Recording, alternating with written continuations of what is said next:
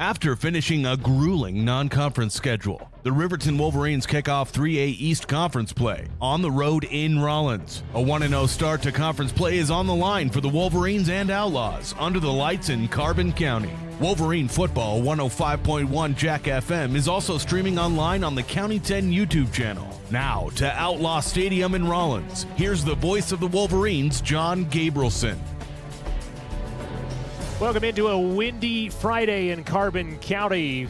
John Gabrielson, Bo Sheets, high above Outlaw Stadium, looking down on one of the three grass fields we will play on in conference play for the Wolverines here at Outlaw Stadium, the other being Buffalo, the other being Worland. And not many grass fields in 3A left, but we're here for the East Conference opener between the Wolverines and the Outlaws. The Outlaws checking in at 1-2. And your Wolverines at 0-3, unless you talk about week 0, which nobody's supposed to talk about, but apparently are talking about in records and stats and everything else, Bo. But we're getting ready for the conference opener and talked with Troy about this a little bit, and they're 1-2. We're 0-4, but just the competition, I think, of the difference between the Pinedales and the Moffat counties versus the Codys and the Star Valleys in the world.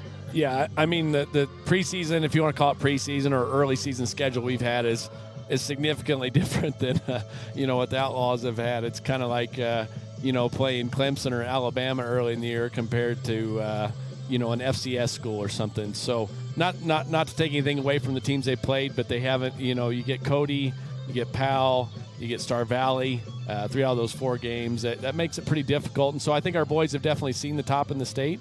Now it's time for conference play. Yeah, it's 0-0, and the winner of this is going to have a leg up at 1-0 as they go into next week. The Wolverines hosting the Tigers, and the Tigers right now trailing Buffalo 13-7 late stages of the first quarter in that ball game. So Rawlins ended an 18-game losing streak, beating 2A Pinedale earlier this season. They unfortunately helped Green River stop a 14-game losing streak soon after that. They lost to Moffat County, Colorado from Craig, Colorado on the home field last week as they check into this game at 1-2. It is the 59th meeting between the Wolverines and the Outlaws. Riverton leads it 38-21, 19-11 and 1 tie on the road. So 19-11 on this field for the Wolverines. Riverton has won the last 3 meetings. Rawlins last won in Rawlins in 2018.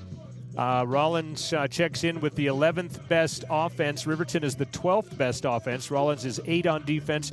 Riverton is 12. But again, as we just talked about, is much different competition that you have seen the two teams play for sure. Riverton 1-7 overall last year, defeated Rawlins in the final game of the season. This is your Porter's Tailgate Show, brought to you by Porter's Mountain View Supply, PortersMVS.com. And I guess your thoughts as you look into two teams that need some success to happen in their scene, and one that's seen some, albeit against Pinedale, but it's a win is a win sure. is a win, and yep. a much needed one.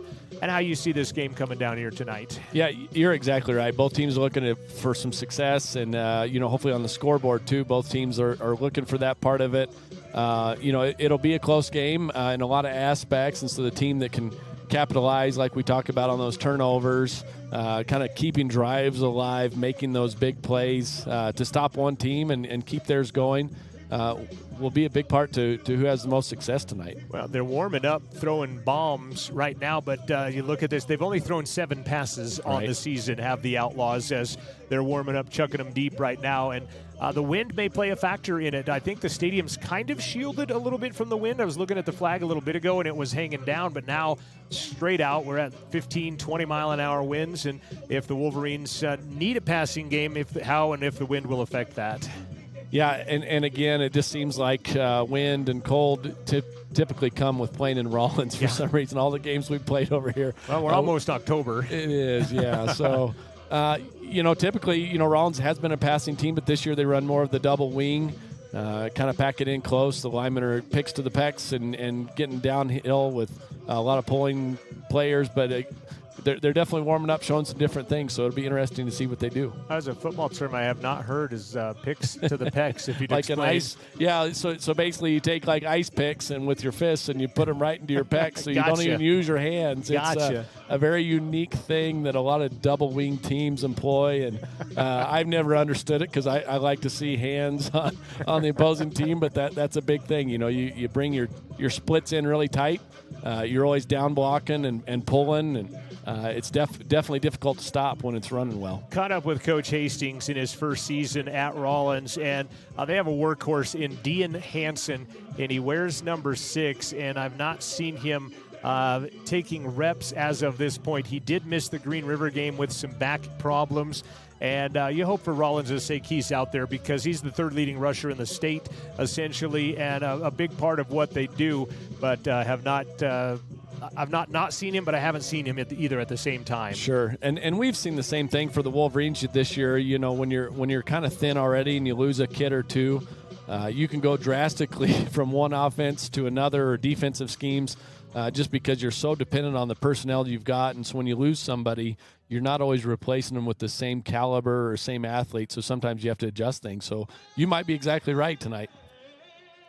The Wolverines and the Outlaws, the 3A East Conference opener here on 105.1 Jack FM and streaming live on the County 10 YouTube channel.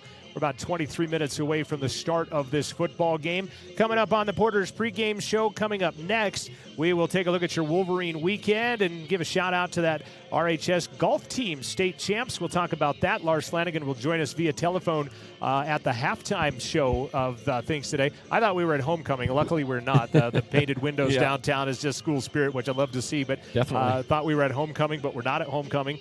Also, we will have a pregame interview with Troy Anderson, and we'll also have a look at some scores from around the state and some other football games that are happening as well. This is part of the Porter's pregame show here on 105.1 Jack FM and County10.com. We'll be back with that Wolverine weekend right after this. Back when I was riding in rodeos, I always made sure I was locked in, good and tight. Now as a touring musician, crisscrossing the country, I still make sure I'm locked in, good and tight. Of course I do. Hauling ass, heading south, down the road in a glow Cadillac, coupe to bill. Buckle up for life, Wyoming. If you're looking to get upgrades on your vehicle done with bumpers, grill guards, and bed liners, shop locally. Instead of traveling the extra mile to an out-of-town shop, take it to the premier local shop here in Fremont County. Wyoming 4x4 has over 25 years of experience under the belt. Dan will take your stock truck and give it the perfect accessory makeover tailored to your vision. Stop at Wyoming 4x4 or give Dan a call at 307-857-3175. Wyoming Catholic College are proud sponsors of student athletes and sports programs across Fremont County, plus are this season's academic spotlight sponsor. Wyoming Catholic College forms students through a rigorous immersion in the primary sources of the classic liberal arts tradition, the grandeur of the mountain wilderness, and the spiritual heritage of the Catholic Church. Grounded in real experience and thoughtful reflection, our graduates love truth, think clearly, and communicate eloquently, engaging with the world as it is. Submit your application online at wyomingcatholic.edu/admissions/apply. Xander's One Stop of Lander wishes the best of luck to all student athletes and sports teams throughout Fremont County. Xander's One Stop has it all: clean gas, ethanol-free fuel, diesel, a variety of household and automotive needs. Stop in for the very best in snacks, lunch, dinner, and much more. Plus, the best liquor selection. And now lottery tickets for the Cowboy Draw, Mega Millions, Powerball, and Lucky for Life. It's all here at Xander's One Stop, 730 East Main, Lander. Your home for the Riverton Wolverines is 105.1 Jack FM and County 10's YouTube channel. Go Big Red. This is the Porter's pregame and some big games in 3A to start some conference play. Number 1 Cody is at number 4 Jackson tonight. Fifth-ranked Worland is at fifth-ranked Douglas. They are tied for that fifth-place ranking this season. Lander is at number 3. Lander is at home, hosting number 3 Buffalo, and we just saw an update at 13-7, I think, in favor of Buffalo as they go to the second quarter at Bill Bush Memorial Stadium. Other games at 3A tonight. Star Valley is at Evanston. That game probably concluded by now, and it is Powell at Green River. That game kicking off about 10 minutes ago. Some county games of interest. Let's head back to the 105.1 Jack FM studios. Jared Anderson has an update for us. Jared? All right, gentlemen, thanks very much. Hope all is well this evening in Rawlins, and looking forward to a good one between the Wolverines and the Outlaws. A couple other Fremont County scores of interest. Wyoming Indian played last night, and they were knocked off by Grable 56-14. Wind River played a ranked matchup in 1A 9-man football as number 5 Big Piney took on the third-ranked Cougars. Was a late touchdown drive and a game-winning catch from Chris Burke that put Wind River on top 20-18. Shoshone getting ready to kick off at 7 o'clock, hosting Rocky Mountain this evening. DuBois will play tomorrow as they welcome Farson Eden to the high country for a 2 o'clock kickoff. Back to you guys in Rawlins.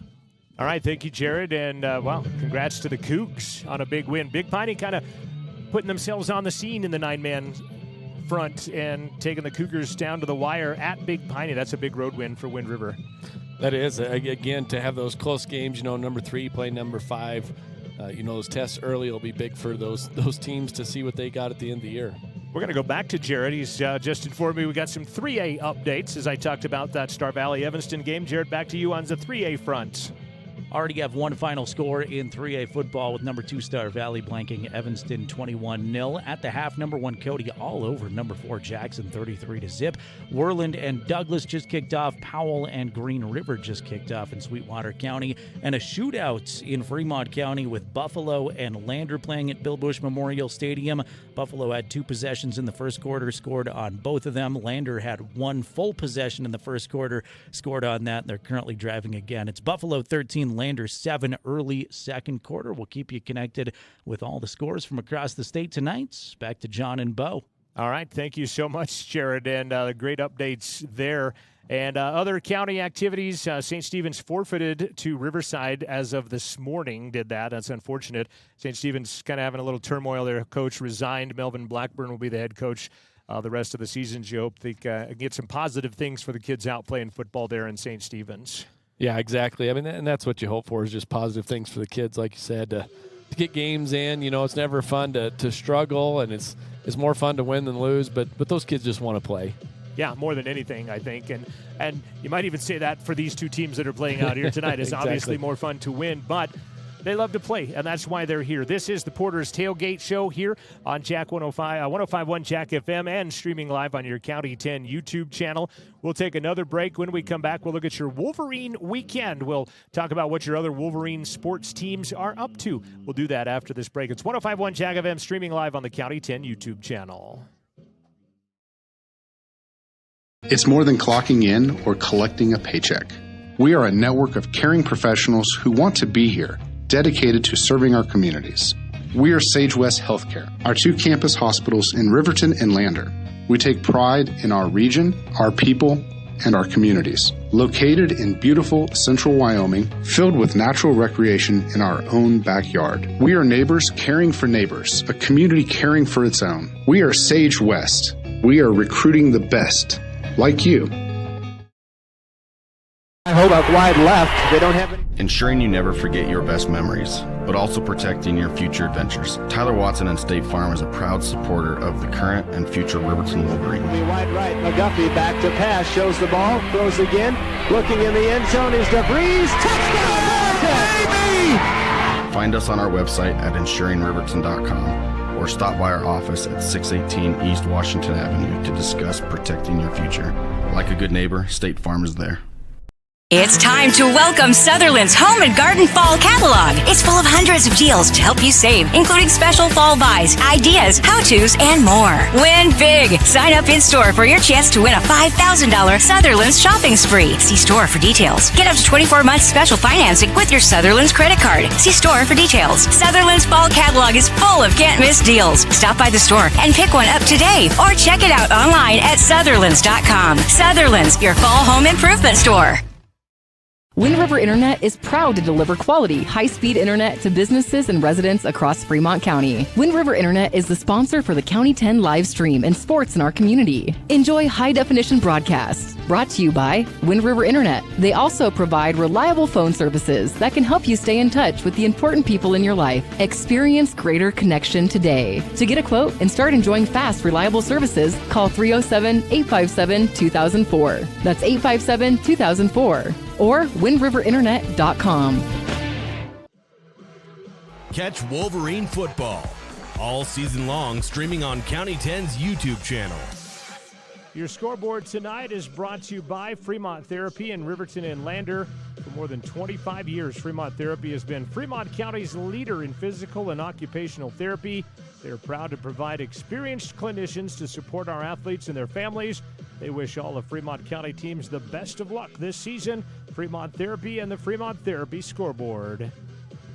Looking at that scoreboard now, counting down less than 14 minutes to kickoff, and this is your Wolverine weekend, and we'll start it with a big congratulations to the RHS boys golf team. The Wolverine boys are repeat 3A team champions. Junior Parker Paxton won his third straight individual title in dominating fashion, 15 strokes, thanks in part to a blistering 65 on the first round. I would have 65, I think, in the first three holes myself. But how about Junior Brody Dale finishing fifth? Kyler Graham, a sophomore, tied for seventh. They get all-state honors. And on the girls' side, a congrats to Tylynn McDonald's, a freshman, finishing seventh, earning all-state. Aspen Ablard just outside of the top 10 at 15th. RHS girls finished fifth as a team. As a side note, Parker Paxton verbally committing to play golf at the University of Colorado after his prep career comes to a close. So he's got a couple of basketball seasons to play for you yet, and one more golf season to play, and maybe CU will be CU later, and he'll be doing something else. For sure. I had a chat with him yesterday, and it's kind of a relief to sign, to kind of get what you're where you're going to go, get that figured out. And then even the season, it's really tough to come in as a favorite and to win all those tournaments and matches like he did. It's not an easy thing. People think, well, he's going to win it easy, but you still got to go out and do it. Yeah, exactly. So proud of those guys, and especially for those other boys to contribute. To win a state championship is a huge deal. That's something we should be very proud of those boys for. Congrats to Lars Flanagan and the Wolverine golf teams. We'll talk with Lars at halftime of the game coming up here in just a bit. Riverton volleyball 1-2 in conference play after 3 matches in 5 days as your Wolverines take the field.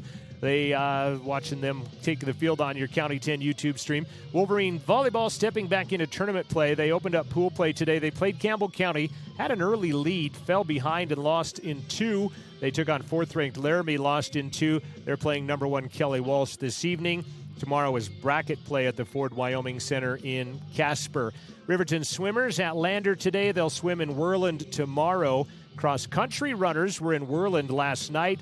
Caden Chatfield sat out this meet. He ran in Salt Lake City last weekend in the Battle of the Borders event there. Talked with Coach Ton Gopp, said not his best race, but finished, I think, 40th in a group of a lot of kids in there at Salt Lake last weekend. Coach Gopp did say a lot of JV runners ran some PRs and highlighted Kyler Hiles' finish last night in Worland.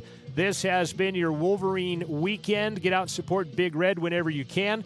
I'll be back with an interview with head coach Troy Anderson after this timeout. And those of you watching will get to watch the national anthem and the coin toss. Those of you listening on Jack FM will get to hear the interview, and you get to use your own imagination as to what's going on. But that is next. This is Wolverine football getting ready for 3A East Conference play with the Rawlins Outlaws.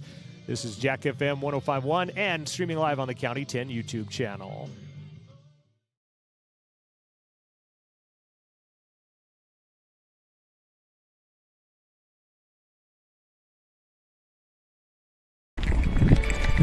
We are Maven.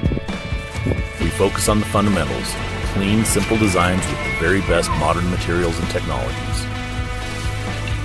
We refuse to compromise our mountain town roots to follow the well-worn path to $1. We choose instead to make game-changing gear and use it in the places and pursuits that inspire us every day. We are Maven, a company focused on the design and creation of innovative products for and by the modern outdoorsman.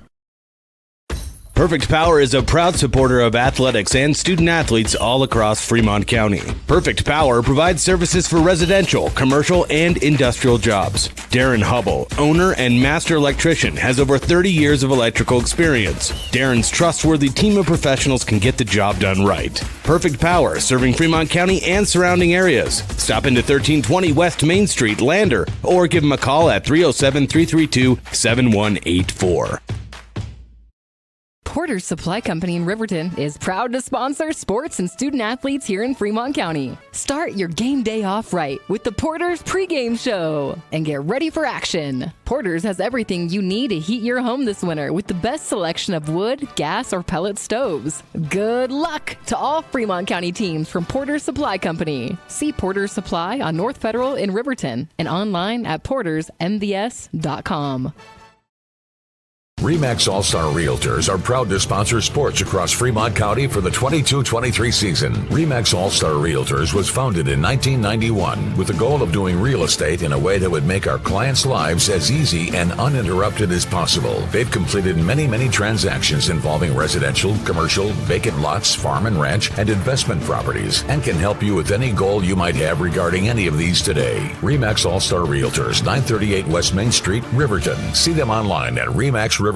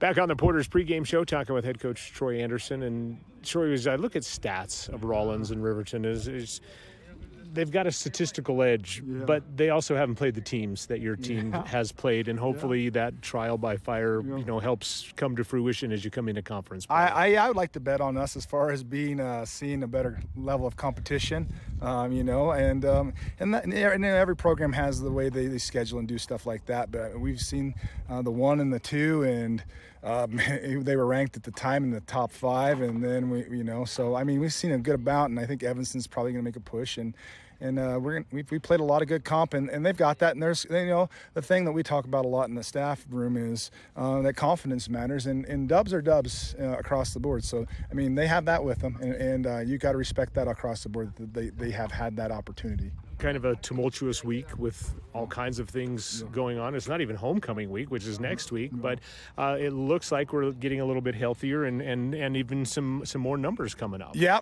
we got 2 guys back, which is kind of the anticipation. 1 guy hopefully next week, fingers crossed. The guys that are recovering from injury are maintaining that. I feel personnel-wise, I probably feel as good as I felt going into any game this year.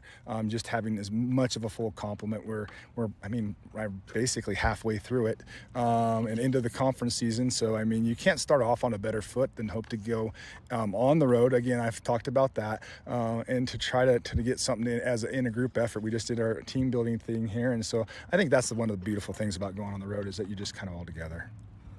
X's and O's against this team. They've thrown 7 passes, 5 of them in varsity action, if you will. 2 of them, I think, came late in the game against Pinedale and things like that. So obviously stopping the Henson kid is going to be paramount. And he's not their only runner, obviously, but I think it kind of starts with him if you look at your side of the ball, the defensive side. Yeah, they are very, very committed to what they do. And I think when you're that committed to something, one of the potential traps for you as a defense is getting bored and getting lackadaisical and losing focus, and that's when those type of teams can break it. And they're capable of breaking some long runs. I've seen at least 3 or 4 on tape where they're in the 20 to 30 range, and like that's good. They're averaging, I think, 200 a game on the ground, and they're committed to what they do, and that's really impressive. So that was kind of the message this week. The word of the week is big on big, because that's how they play football, and so you've got to match that, and then you've got to match their focus level and their commitment to what they do to do what you do,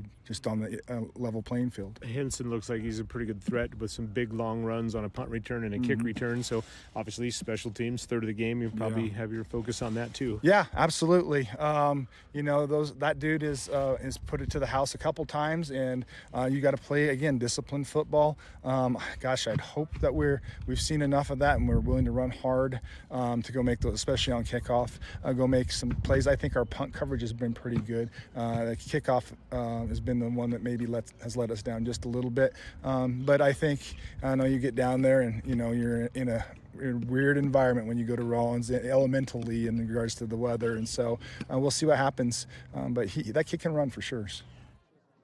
We're going to duck out of the pregame interview with Coach Troy Anderson as we are getting ready to get this one booted off. They're going to go a little bit earlier than the scoreboard might say. So let's real quick take our final break, Thomas, and we'll come back right after this timeout with a kickoff. The Outlaws and the Wolverines on 105.1 Jack FM and County 10.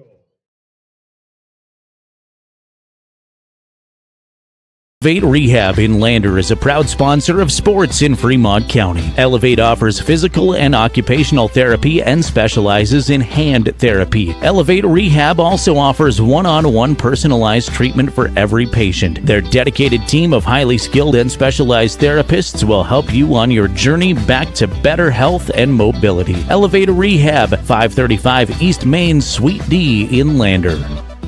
Fremont Therapy Group has been a proud supporter of Wyoming athletics for more than 25 years. Locally owned by therapists, Fremont values commitment to professionalism and community. With specialized training and one-on-one service, they get you back to doing what you love. Whether you need rehab for an injury from a sports-certified specialist or therapy from the only certified hand therapist in Fremont County. With 6 locations in western Wyoming, they provide aquatic therapy, dry needling, and women's health therapy. To find out more about Fremont Therapy Group or schedule an appointment, go to fremonttherapy.com. High Country Hearing Center supports patient hearing health care with a superior standard of practice for our Wyoming families, and we are proud to sponsor sports and student athletes all across Fremont County. High Country Hearing Centers has been serving Wyoming's hearing health care needs since 1979. High Country Hearing Centers will always provide superior hearing instrument technology and standard of care practices to help you stay connected with family and help you maintain a more active and healthier Wyoming lifestyle. Make an appointment today in Lander at 1460 West Main or in Rock Springs at 514 Broadway. Lander Medical Clinic and Western Family Care support Fremont County athletics. We are a locally owned, multi-specialty healthcare group that is proud to serve the Lander and Riverton communities. Our goal is to provide convenient quality care for all ages. We offer a wide array of services including family and internal medicine, pediatrics, women's care, and urgent care. Additionally, we have on-site labs, echocardiograms, stress tests, x-ray, and ultrasound in both communities. Lander Medical Clinic and Western Family Care are here for you in Fremont County. Let's stay healthy. The Outlaws won the toss. They have deferred. They will see Riverton elect to receive the football as Jose Morales will tee it up. And good story with Jose from Coach David Hastings in an interview I had earlier with him this week. Wasn't quite sure if he wanted to play football, and decides he's going to play, and then not too long after that finds himself kicking the state's longest field goal of the season so far in that game against Pinedale at Pinedale. So Morales will be back to kick it away. Sheets and Payne standing back at their own 5-yard line. And the 3A East Conference is underway. Sheets will field it at the 3-yard line. Got some room up the left side to the 20, to the 25. Saltzgaber springs him out to the 40, where Ty will be pushed out of bounds near midfield. And it's going to be 1st and 10. Wolverines, they'll mark it at the 47-yard line. Excellent start for the Wolverines to start at their own 47-yard line on a great return by Ty Sheets. And, Coach, I look at stats, and Dominic Payne and Ty Sheets have more kick returns than just about everybody in the state combined. And it's unfortunate because of how things have happened, but they've got some experience back there. Well, and playing that same position for a long time, it's not always a great thing when you have a lot of opportunities to return the kickoffs. You'd rather have punt returns, that's for sure. Payne in the backfield. You've got McIntosh and Sheets to the bottom of the screen. Gabrielson starting tonight as they'll give the ball. Actually, nope, Sheets going to keep it himself across the 50, and he will dance out of bounds near a first down marker. He'll go for 9. Forced out of bounds by Charlie Fonseca. But a 9-yard carry on first down. That is the 3rd straight week I think we've run that very same play on the first play of the ball game. Yeah, and that's a zone read. You know, as Derek runs that, we're not blocking that backside end. And so when he comes across to make a play on the running back, you know, Derek just reads that, pulls the ball, and gets, you know, I thought he had the first down, but gets a solid 9 yards on that. That's great. Joe Scott pushed out of bounds in front of the sticks. Sheets will go in motion. He'll get the carry off the left side as the first down and more. Good open field tackle as he'll take it to the 38-yard line. And Dean Hansen and Charlie Fonseca making the tackle. Good jet sweep on that. Blockers out in front, again, to come out, get 2 solid run plays, get the first down. It's kind of the way we want to start it. Good 6-yard carry for Ty on his first carry of the ball game. Mark it at the 38-yard line. Testing out a new play calculator, so I got to remind myself each time, as now it's going to be Payne on the carry. Dominic behind that line, dancing out to the 32-yard line. And what's nice about that zone read that the Wolverines run is when they do have free defenders come across to make the tackle, they're a little hesitant because they don't know if Derek's going to keep it or not. I'm not sure what number that was that came across, but, again, he was hesitant to go after Payne on that. Good, again, solid 5 yards. Smith and Fonseca on the tackle. Got Ryan Watson, Ryan Cox, also Mills, and you have Buckholtz, and you've also got on that offensive line tonight Xavier Garcia. That ball might be loose. I think you're right. DeVries, the ball carrier. DeVries does get back on it. Torstenbow, the carry. 4-yard carry, and it's 3rd down. You might hear that from the PA announcer. Yeah. No, they do a good job here with just the atmosphere of playing on a grass field. It feels like we're, you know, back about 20 years, this really cool concrete stadium, and, you know, what a great atmosphere for high school football. Wolverines were going to run 2 players on. Mason and Saltzgaber quickly, but held them back at the last second. 3rd and a yard. Play clock winding down. Just get the play off. Payne left side. Good block by Sheets, and then boom, Dean Hansen lowers the bloom at the 28-yard line. We weren't sure if that kid was going to play, and he made his presence known right there, but I think he did get enough for a first down. Yeah, that hole closed up quickly. You know, on the outside, it looked like he had plenty of room. He's going to be very close on this, and like you said, that was a pretty solid hit. You can watch it here on the replay as he left his feet right there, and he'll take it to the 28-yard line. That is enough for a Wolverine first down, their 2nd first down of the drive. Cade Gabrielson going out of the game. He's been nursing that shoulder injury. Draven Monroe will go top of the screen. Sheets by himself. Double tight ends now. And they will send a man across. Going to be Vincent. He will run right into the arms of big Lucas Peterson on his first carry. He'll shuffle ahead for a couple. Yeah, Rawlins clogging up the middle. Pretty good on that. About 3, 2nd and 7. I call it a 2-yard gain from this vantage point, 2nd and 8. You look at the Fremont Therapy scoreboard there on your County 10 YouTube stream, and added a little clock feature there in the right-hand corner for you. Yeah, it's nice to see, kind of know what's going on with the clock and see I like that addition. 9:20 left to play in the first quarter. Those of you listening on the radio, DeVries going to throw it out. It's going to be almost picked off. Get it out of the hands of Sage Lawn. Incomplete. Yeah, he did a good job getting out underneath our little flat route there by tight end and trying to get to it. We're lucky there that it didn't get picked off. 3rd down and 8. Wolverines must get to the 18-yard line for a first down. Saltzgaber to the near side. Bryce Mason wearing 55 on his helmet, 31 on his jersey. Rawlins almost jumped off sides. DeVries will reset now and go under center. Hands the ball to Vincent. He'll have the first down and more as he broke it into the secondary. He'll fall at the 15-yard line, and it'll be a first down, Wolverines. What a great sign to see. We're 3rd and long there. We're able to run it for a first down. Braden just lowering his head and going. That's a great run on 3rd and long. About a 9-yard carry. This carry's going to net nothing as Vincent again on the carry. Von Grant making the tackle. When you already notice the difference, too, in some of the, the teams we played early, instead of losing a couple yards, we're gaining a couple yards, and I think that'll bode well for us as the evening goes on. Just makes a big difference. Quick 2-yard carry by Braden Vincent. 4-minute drive, the Wolverines, and that started real close to midfield. Ate up big chunks, and as of late, Rollins' defense has settled down. Sheet's going to be hit again by Dean Hansen, and he will be brought down. Maybe a loss of a yard depending on the spot. They'll say nothing, and again, you hear the chime that it's 3rd down. Yeah, and watch that jet play as we go throughout the game. I bet we'll see some play action off of that where they show jet and either throw the flat or get something to the corner, kind of a rollout on it. Talking with Brant Nyberg, the offensive coordinator, says we have 4 or 5 trick plays, but we've not been able to execute any of them in practice perfectly as of yet. So we'll see. Outlaws jump, but not across the line, and Wolverines ask for a timeout.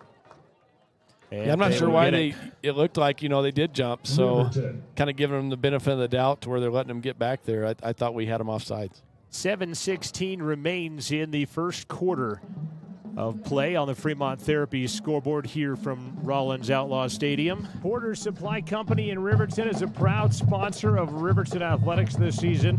Wanting to remind you that the beautiful weather we've had isn't going to last forever. Porter's has everything you need to heat your home with wood, gas, or pellet stoves this winter. That's Porter's on North Federal in Riverton and online at portersmvs.com. Proud pregame sponsor here on Jack FM.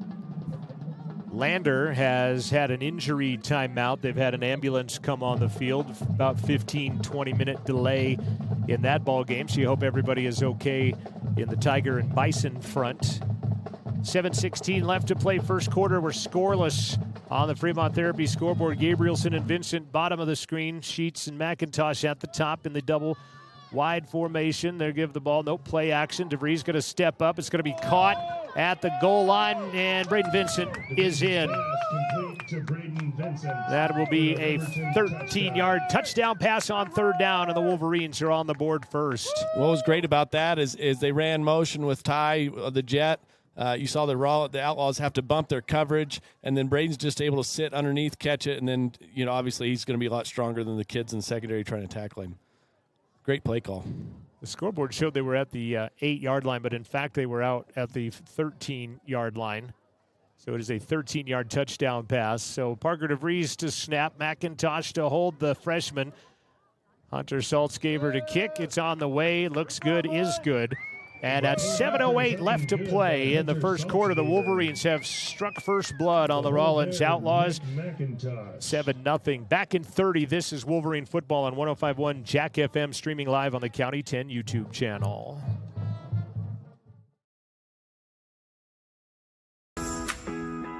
Gales Carpet Floor and Home is happy to support student athletes in sports across Fremont County. Gales Carpet One Floor and Home has been a Fremont County fixture for decades, specializing in flooring, window coverings, and cabinets, as well as the professional certified installation of those products. Stop into Gales Floor and Home today at 220 East Main Street, Riverton. or see them online at galescarpet1riverton.com.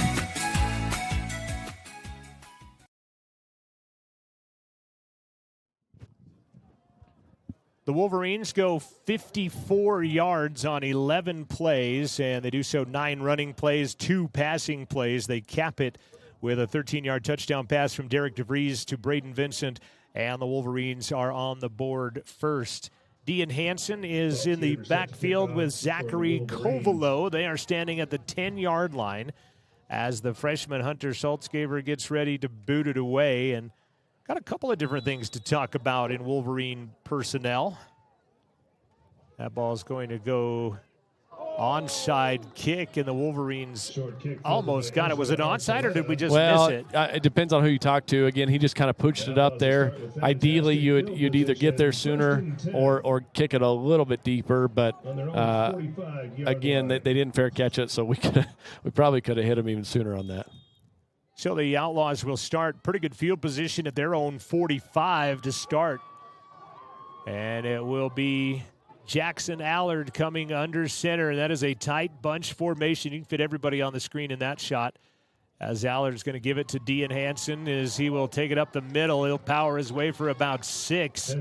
Gabrielson in there on the tackle along with Tyree Harris-Aragon. Tyree has, I think, played a very good season for the Wolverines. He's had a great season. Yeah, stepping up both off on the offensive line and in the linebacking core. He's done a great job for us, and I wasn't expecting that. Contributed greatly as Tyree as he's out there in a linebacker position. 2nd and 4, ball just across midfield. Allard back to Hansen again. He'll run into Vincent, but he'll keep his feet moving, and he will be very close to a first down. Hit Braden Vincent first, but Hansen keeps his feet moving. I think he's going to mark him a skosh short of that first down. 3rd and 1. Yeah, it was a good stop. Again, with the double wing, everything's in tight. You could play it on a basketball court if you wanted to, just with everybody in tight. Yeah, don't even need the heads, play it between the hashes. It's assignment football. I mean, it's kind of like going against the option. They do a lot of similar concepts. Always having a down block by the strong side, usually pulling out the other side.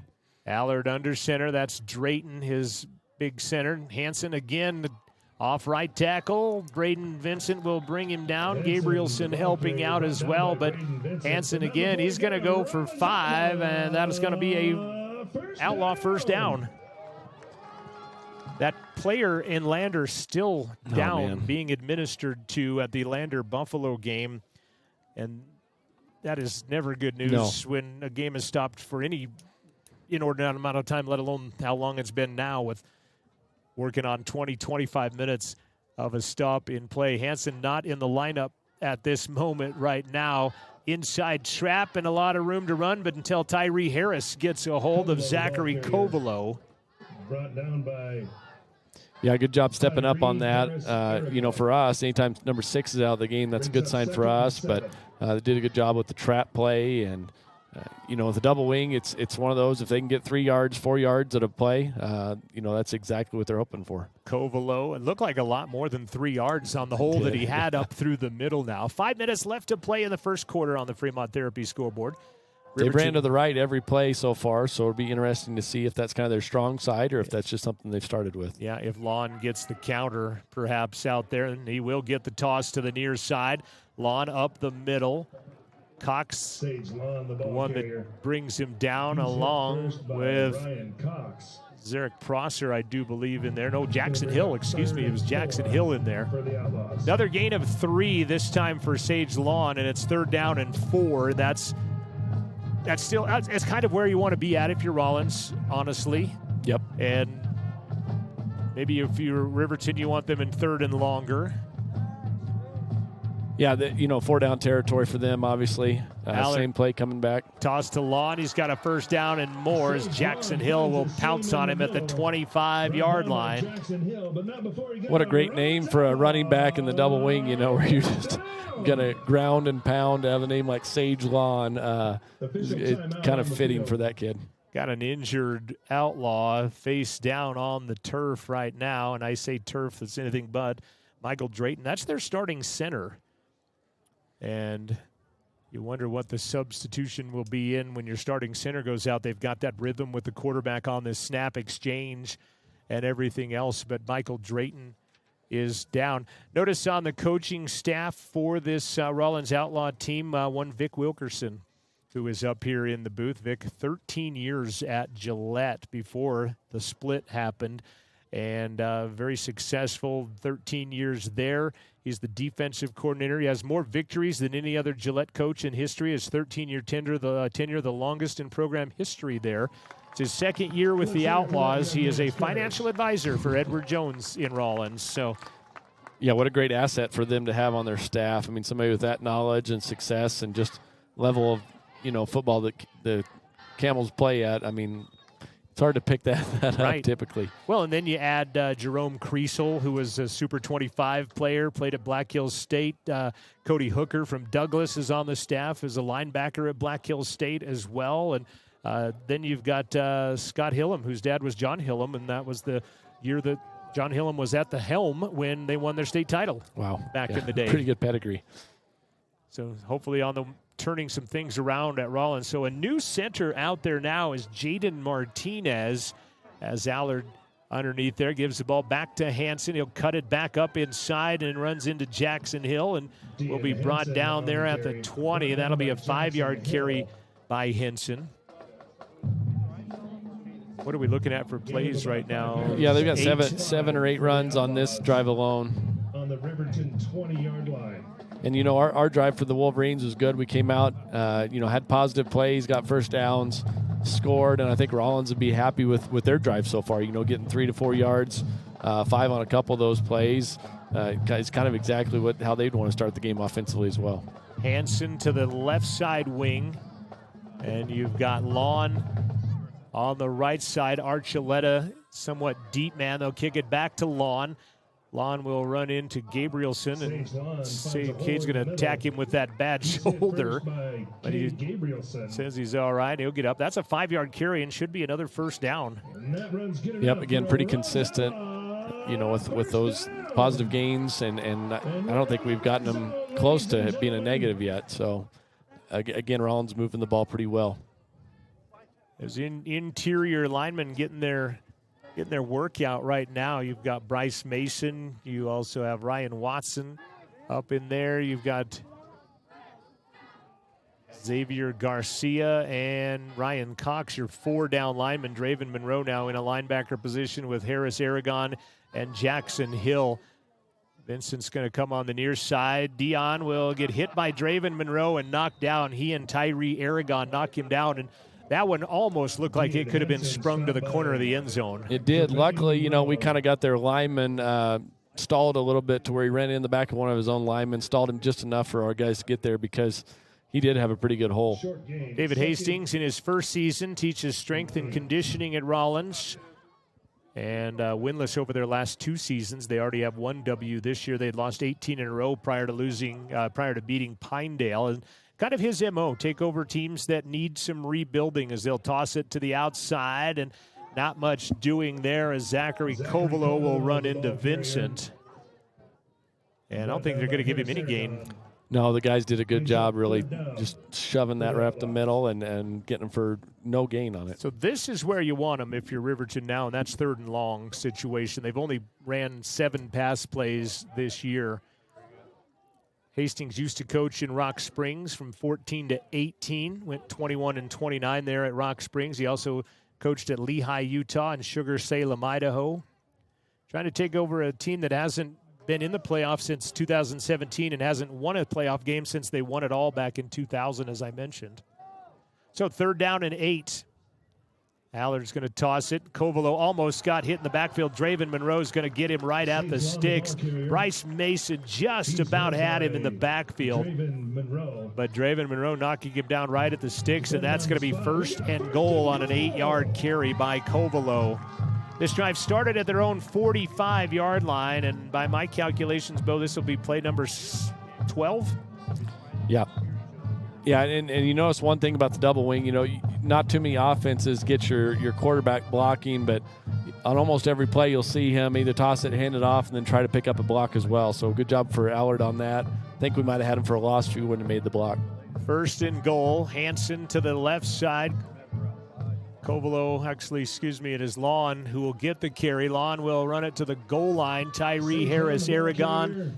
Also Garcia, also Vincent in there, but not before he goes for close to 4, and it's second and goal from the 1 yard line. Yeah, they're real close right there. Again, they're making progress every run, so that's something that, we got to look at, because almost the end of the quarter already, you give a team like this the ball and they'll just bleed the clock. Yeah, final play of the first quarter, I would imagine, if they even get the play off. Riverton leading 7-0 right now. Allard, 4 seconds, 3 seconds. You see the timer on the Fremont Therapy scoreboard, and they're not going to get the play off. And we've played 1 quarter of football from Outlaw Field. When we come back, an update from Jared Anderson. This is end of 1 quarter. Back in 30 seconds. Wolverine 7 and Rawlins 0 on the Fremont Therapy scoreboard. This is Wolverine football on 105.1 Jack FM, streaming live on the County 10 YouTube channel.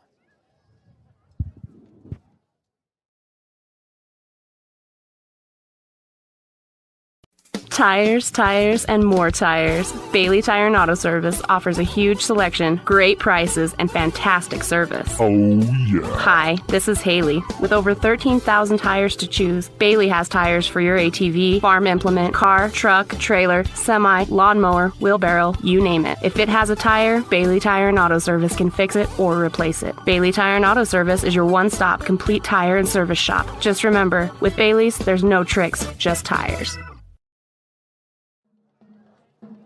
Back at Outlaw Stadium, 7-0. Riverton on top, but Rawlins maybe 3 feet from changing that. I'm John Gabrielson alongside Bo Sheets. Thomas Dent next door. So we're in the press box at Outlaw Stadium, and our good friend Akai running the camera for us out in the elements, which is about a 20-mile-an-hour wind, although the flag is dead straight down the flagpole right now. So Allard will come under center. Archuleta in the backfield, Lawn to the right, Hansen to the left. Wolverines packing it in, goal line side. Hansen trying to get to the outside. Sheets trying to get him there, cannot. And Hansen will run past him for a 1-yard gain and a touchdown. Boy, Ty had good position. I didn't really, kind of got screened out with the binocs. You want to talk about what happened? Well, again, they had Archuleta in there, kind of lead the backup in. We're in a good position. I think 6 just outruns him here. He's in a good position. He's got to break down and make that tackle right there. Got a little stiff arm on him as well, and they run 12 plays. Well, 13, is it, or 12? Yeah, I had him at 13 on that. Yeah, and Riverton ran 11 on their first drive. So Jared talked about Lander and Buffalo going up and down the field on each other in very few possessions. Rawlins shuffling on the interior of their line. They're going to go for 2 here. Instead of letting Morales give a try, they're going to flip the ball to Lawn. He'll be tripped up in the backfield.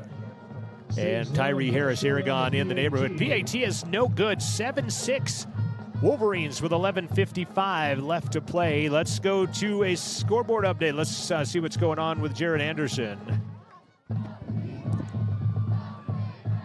All right, guys, thank you. Yeah, unfortunately, a lengthy injury delay in Lander right now as Lander and Buffalo just kind of starting to warm back up after a player for Lander was down for about 20 minutes, finally taken off the field into an ambulance. So hoping for the best in that situation.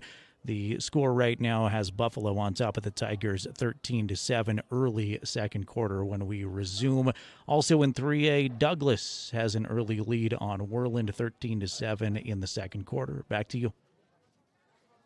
Wow, don't like to hear any of that. But Jared, thank you very much for the update and hope everything is well with that situation. 13 plays, 55 yards, nothing bigger than a 12-yard carry by Lawn as they just kind of went the 55 yards. They took 7:13 off the clock, and each team has had 1 possession, and we've gone 5 seconds into the second quarter.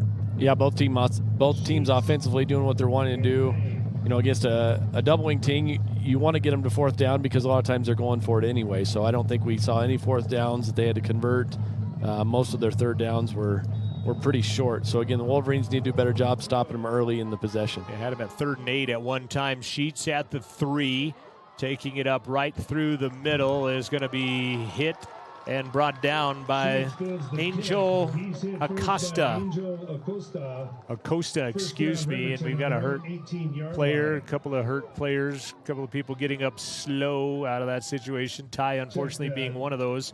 But they'll mark it right at the 20-yard line where the Wolverines will start their second drive of the game. Sorry. Yeah, it took exactly a quarter for both teams to have one drive apiece. Both teams scoring on it. Again, we'll see what the second quarter looks like. Yeah, 4:52 for the Wolverines and 7:13. And you say, well, that's 5 seconds difference. Well, that's because they had it with 11:55 in that second quarter. So see what the second possession brings for DeVries, who will keep it himself. He'll run to the near side corner, and both Vincent and Gabrielson had good initial blocks but didn't sustain them, and a couple of Outlaws get in on them. Fonseca and Torstenbow, a 5-yard carry for DeVries on the RPO.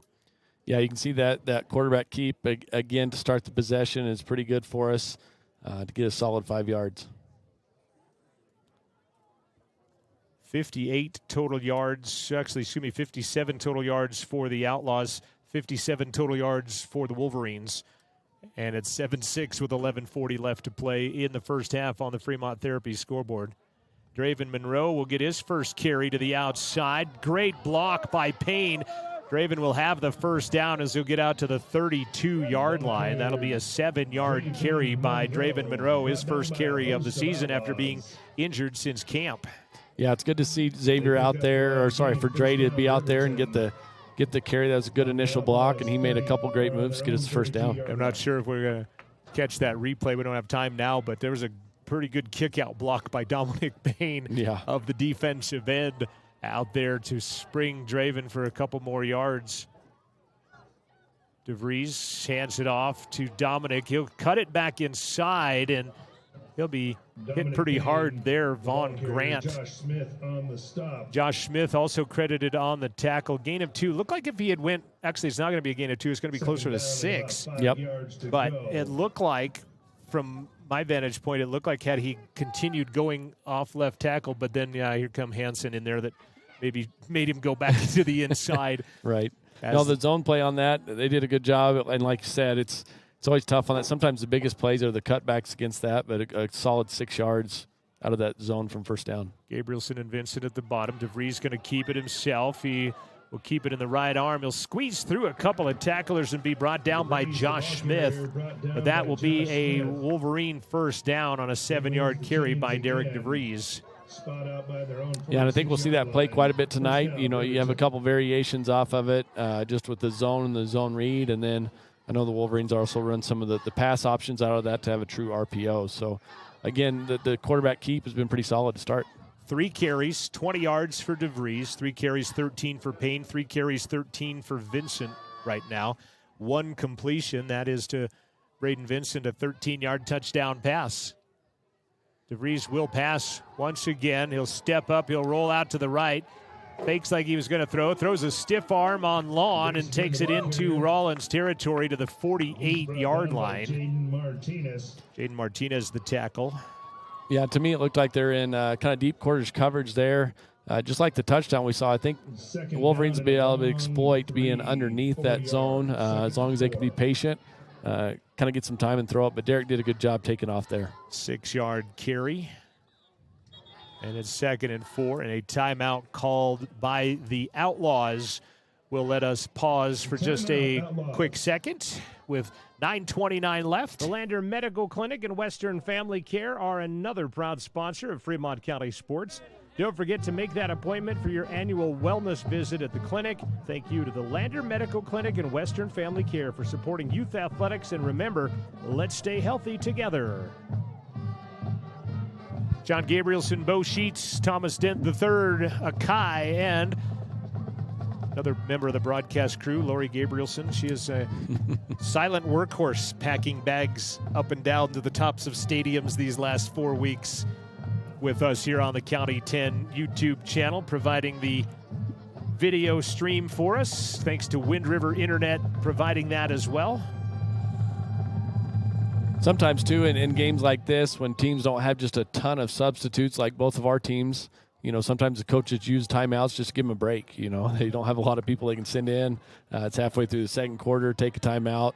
go another 4 or 5 minutes. We'll take another one. Each team has used a timeout. Thomas, we can adjust that on the scoreboard on the overlay as Ty in motion. Give the ball to Vincent. Braden carrying half the pile across the 40-yard line. That's going to be an 8-yard carry by Braden Vincent. Now 4 carries, 21 yards. Wolverines 73 yards on the ground, averaging 5.2 yards per play. Yeah, that's a great way to start the game. Lyon had a great push on that, and Braden running right up behind him, makes it tough to stop. Tonight's game, by the way, here in Rawlins for the hometown crowd is brought to you by State Farm and a familiar name that we'll talk about here in a Vincent as Vincent runs into a host of Outlaws. Josh Smith, their leading defender from a year ago. 3-yard gain by Vincent. Jeremy Slack, your State Farm agent here in Rawlins, former Wolverine, was the only junior on that roster of Brant Nybergs with Ryan Sims, Tyler Watson, Sean Brogdon, Andy Link, Ross Anderson. That list could go on. And Jeremy was the only junior that started. He started on the defensive side of the football for the Wolverines. Vincent, another carry once again. He'll power his way across the 35 to the 34. It's only a 3-yard carry, 3rd down coming up. 3rd and 4. Again, running the zone. That time they didn't run a jet or a fly back to it, just straight zone. Wolverines getting good initial contact, but needing to sustain those blocks. 8 minutes left to play in the first half on the Fremont Therapy scoreboard. Riverton 7, Rawlins 6. Yeah, I think we're 4 down territory here. Hopefully we don't need it. Monroe will go in motion. They'll give the ball to Vincent. He's got a big hole. He'll break tackles. Dean Hansen will finally slip down to the ankles. There is a late flag coming in. Coming from our sideline, looked like our coaches were kind of asking for something late. Probably a face mask. I'm not sure what she's kind of looking back, though, at the coaching staff, so it'll be interesting to see what she called on this. I think maybe we had too many people on the field.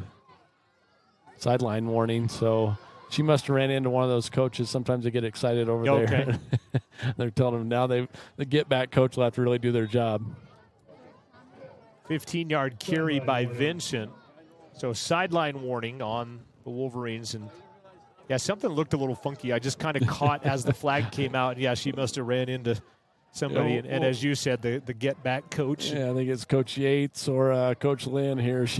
Yeah, couldn't see it on the replay and incriminate any of our coaches. Yep. Vincent again, he's going to be hit by Lucas Peterson. Big fella brings him down. They don't have heights and weights listed on the Outlaws, but Peterson over 2 bills, I would think. He's a big kid. He's a solid guy, yep. So, 4th straight carry by Vincent. And is no gain. 2nd down and 10 now. Yeah, just like Rawlins for us, we went to that left side quite a bit tonight, whether it was with a true zone or coming back with the QB keep. Double tight formation, play action to Vincent. Mason is open, and he will drop in and out of his hands at the 11. That's incomplete. He was open, just couldn't make the catch. Yeah, it looked like a good ball. Good play action. Tight end stays in blocks and then releases. Again, just right on it. Just got to look it in. 3rd and 10. Gabrielson, Sheets, McIntosh, Payne checking back into the ball game for the Wolverines. That offensive line, Cox, Watson, Mills, Parker DeVries, and Xavier Garcia, your offensive line. 3rd down and 10, first down marker at the 8-yard line of the Outlaws, and definitely, I believe, in 4-down territory here. Calling a timeout. We're getting close on play clock. Yeah, they will just beat the clock there, and that will take a tick off of the Wolverines as well. With 6:15 left, we'll keep it here. 6:15 left in the first quarter on the Fremont Therapy scoreboard. 7-6 is our score. And I think you need Lander Medical Clinic and Western Family Care are another proud sponsor of Fremont County Sports. Don't forget to make that appointment for your annual wellness visit at the clinic. Thank you to the Lander Medical Clinic and Western Family Care for supporting youth athletics. And remember, let's stay healthy together. Yeah, like we talked about, I think we're definitely 4-down territory here. You want to get a good chunk of it. That last play, we look at the tight end and the flat, but right behind him, Draven was open in the corner. So, he had two options there. Just got to make that play. And again, with being in this part of the field, I would believe we're in 4-down territory. Maybe coach thinks we want to kick a field goal and go up by 4, but well, go ahead. We talked about the field goal situation and that your kicker is a freshman, so he gets those 4 varsity quarters and doesn't get to play some of the JV, but we may see a little history in Wolverine football lore coming up next week with Savannah Morton, a 2-time All-State soccer athlete, out for football. DeVries back to pass, has a man in his grill, will stutter step around him. He'll cut back in, dive to the 10, and a late flag sails in at the end of the play. Covelo makes the tackles as DeVries dives at the 10. He's going to be short of the first down marker. And it's going to come against the Wolverines. This is a Laramie officiating crew. It's a hold against the Wolverines. So if you're Rawlins, do you... Yeah, you take him back. Yeah, you don't give him a 4th and 2, I wouldn't imagine. No, I wouldn't think so. Again, just with both teams kind of getting pretty good yardage anytime they run the ball, definitely move them back and make them earn it from 3rd and almost 20 here. This drive started at the 20 at 11:55. We've played over 5.5 minutes. Trying to see the hold coming in there, and I really didn't even see a Wolverine kind of engaged with anybody, to be honest with you, on that play. Yeah, to me it looked like Xavier just had a great pancake block, and they threw the hold on it. So 2nd down and about 20-22. DeVries going to step up to throw. He'll go a screen pass out to Payne. He's going to be sniffed out and crushed. Woof. Nice hit by Jaden Martinez after Dean Hansen had kind of stood him up. Yeah, you once you get the flow on that and they get him stalled a little bit, it makes it really tough.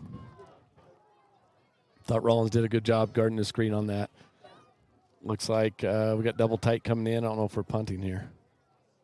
The pass, essentially a yard out of all that. Rawlins had it pretty well sniffed out.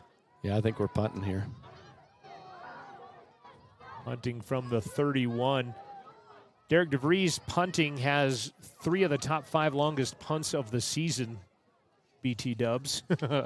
64, 63, and 61, I think. But he will set up to punt here. He will punt it to the far corner, and it'll go out of bounds at about the first down marker at the 8.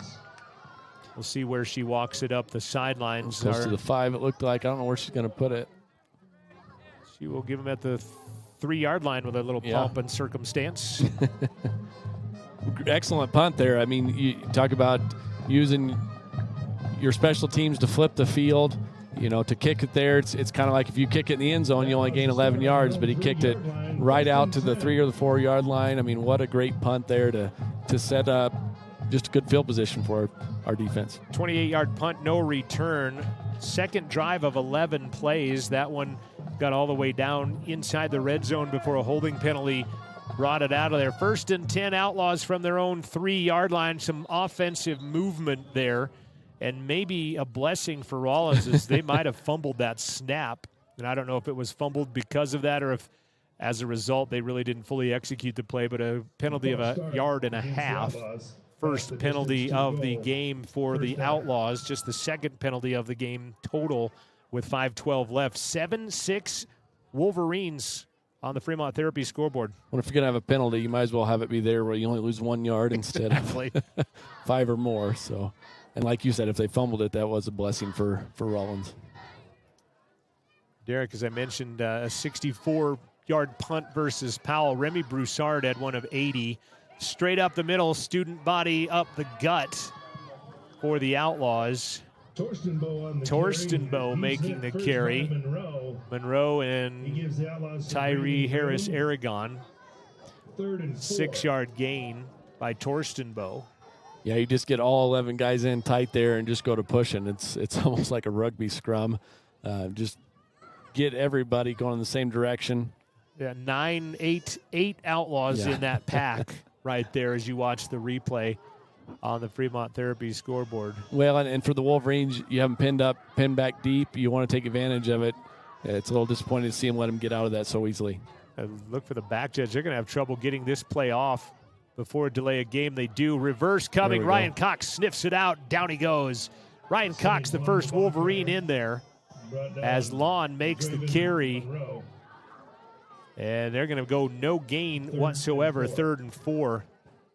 Gave the tackle to Draven Monroe, but Ryan Cox all the way making the first stop, which, by the way, you and I will be picking the Lander Medical Clinic Player of the Game at the conclusion of this.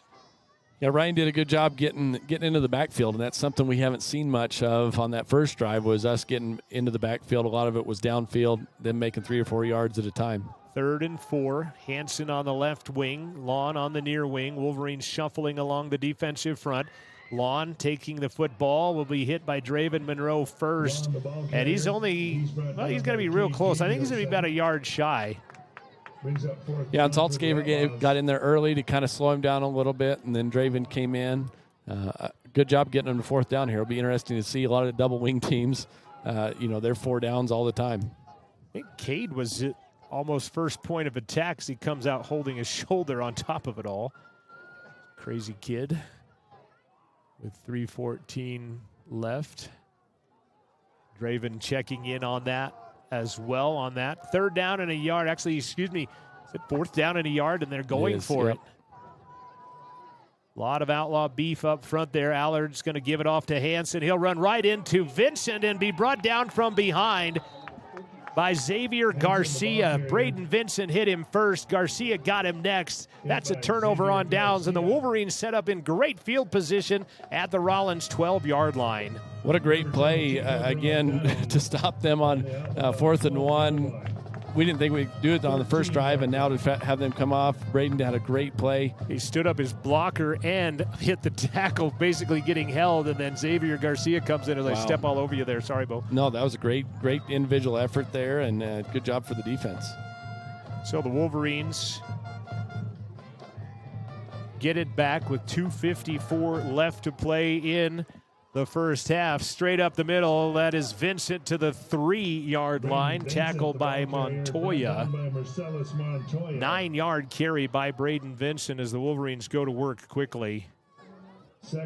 Yeah, zone play to the left again. Good hard running. 9 yards on first down is huge. Well, you go back to the play call by Coach Hastings. In a 1-point game, late stages, you go for it at that. I mean, it's faith in your team, but at the same time, you've kind of hung them out a little bit here now as well.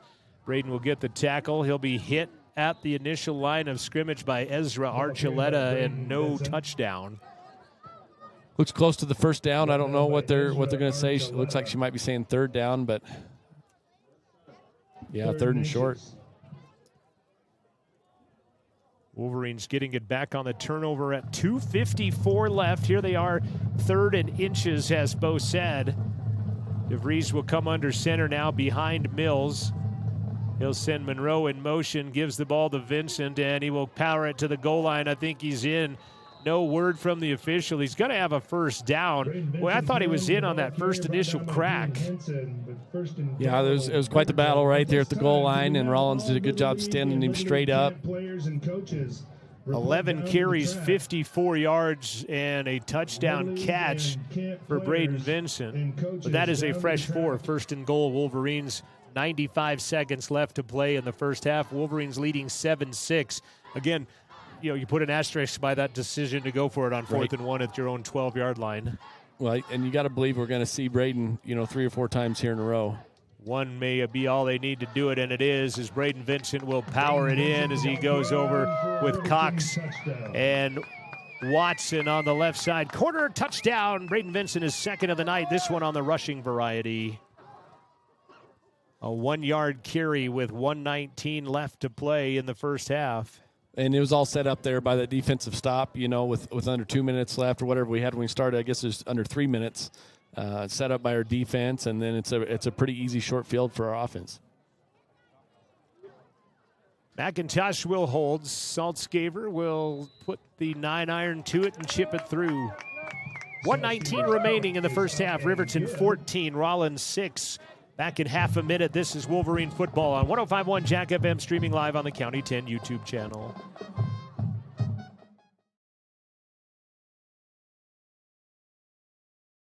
Keep it local. Try it on, save time and money on returns, and get advice in person at Bells & Bows. Our business is your best local source for quality clothing like Liverpool and keeping your look fresh every month with our new collections bag. These monthly collections bags feature anything you can imagine yourself in, and the best part is we will ship it everywhere. But if you live locally, we can drop it off right at your doorstep. Bells & Bows, your local solution to keeping you looking stylish for anything that comes your way. Stop in today at 309 East Main Street in Riverton or visit us online at bellsandbows.rocks.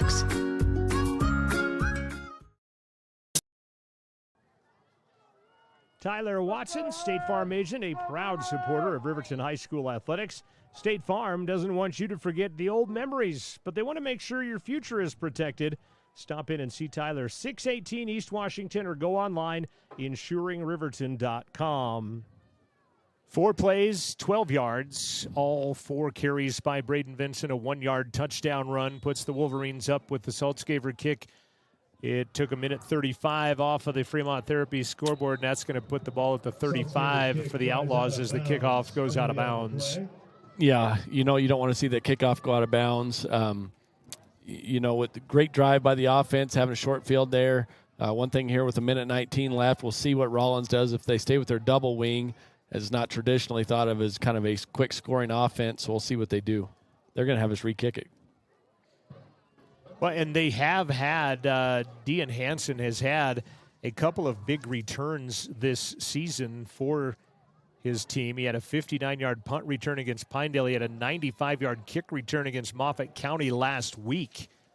Well, and you can tell the strategy by the Wolverines coming in. The first kick was a short pooch kick. This one was intentionally kicked short. It just went out of bounds. So you can tell the Wolverines are definitely aware of the big play potential by their kick return team.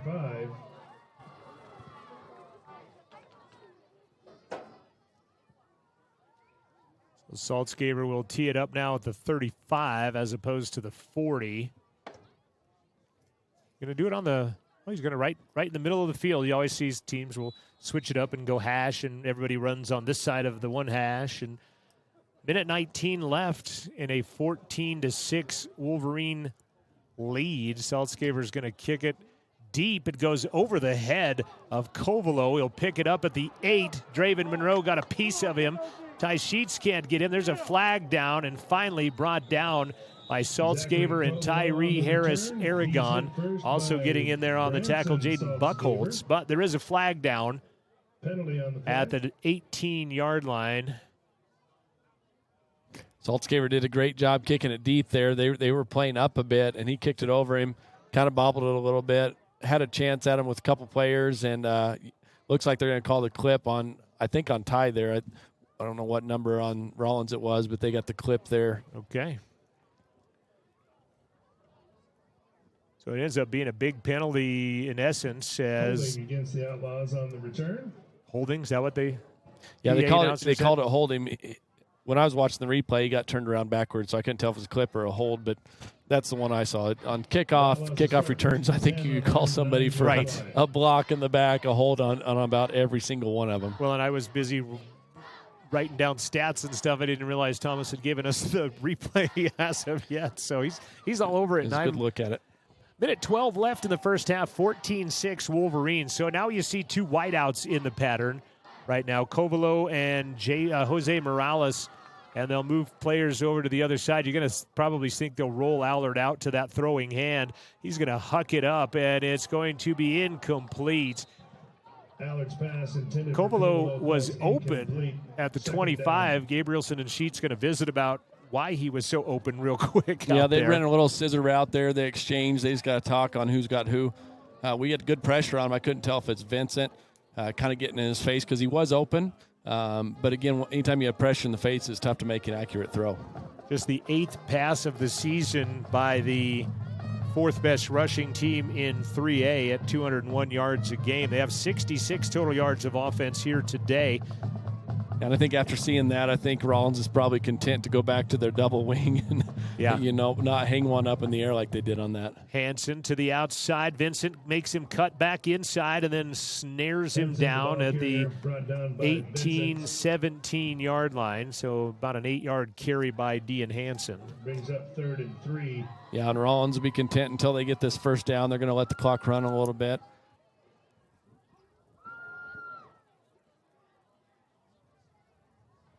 Coming up at halftime, we'll chat with Riverton High School golf coach Lars Flanagan via cell phone technology. Third down and a couple, 30 seconds left to play in the first half. Handoff first man through is Lawn. Actually, it's Archuleta making that carry, his first of the night. He'll get a first down on a 4-yard carry, but clock will stop momentarily. Well, now they'll take a timeout completely on top of it. So, yeah, because on that, if they don't get the first down and it's fourth down, I would have seen Riverton take the timeout. Hopefully we get it back. I didn't know if we were staying here with it, but yeah, instead they get the first down, so then they call timeout, take another look at it, get a fresh set of downs. You might see them try something here with play action or some type of trick play. Hey, Riverton, thanks for tuning in tonight to support RHS Athletics. Broadcasts are made possible by great sponsors like Gamble's on Main Street in Lander. Shane, the owner of Gamble's, has truckloads of furniture waiting just for you. Delivery is always free within 30 miles of the store, and that includes all of Riverton. A big thanks to Shane at Gamble's on Main Street in Lander. Get a cat and mouse, certainly, as you were talking about, as Riverton with one timeout. Rawlins now has one timeout left as well, but they've got, 80 yards, 79 yards to go to try to get back in the end zone, trailing 14-6 to the Wolverines. Right. I would see, I would look to see them, depending on how aggressive they want to be, you'll see some type of trick play, a trap, maybe a little draw here. If not, they're going to be content to go into halftime. Fresh 4. Allard's going to drop back to pass, and down he goes. Braden Vincent gets him at the 16-yard line. First sack of the ball game. Yeah, they had one receiver route on that. They're just dropping back. They got one guy going out, and we knock him down. They did a good job getting their hands on the receiver right there by Jackson Hill. Just puts his right arm out, knocks him down, completely takes away the play. That was a great job by Jackson. That'll do it for the first half of football on the Fremont Therapy scoreboard. It is Riverton 14. It is Rawlins 6 at the intermission on the Fremont Therapy scoreboard. Looking in on your Wolverines as they head into the halftime locker room. We'll take a break here in just a quick second. Want to get this in here before we hit the first half. Tires. Thanks to Bailey Tire and Auto for sponsoring tonight's broadcast. Bailey Tire and Auto in Riverton and Lander have a huge selection of every kind of tire you can think of. Check them out. Stick around for the Bailey Tire and Auto postgame show at the conclusion of tonight's game. We are at the half. The Wolverines up 14-6 at the break. We will be back. We'll talk some scores around the state. We'll also chat with Lars Flanagan, the head coach of the RHS golf team. We'll do that in a moment. Your Wolverines up on the Fremont Therapy scoreboard 14-6. This is Wolverine football from 105.1 Jack FM, streaming live on the County 10 YouTube channel.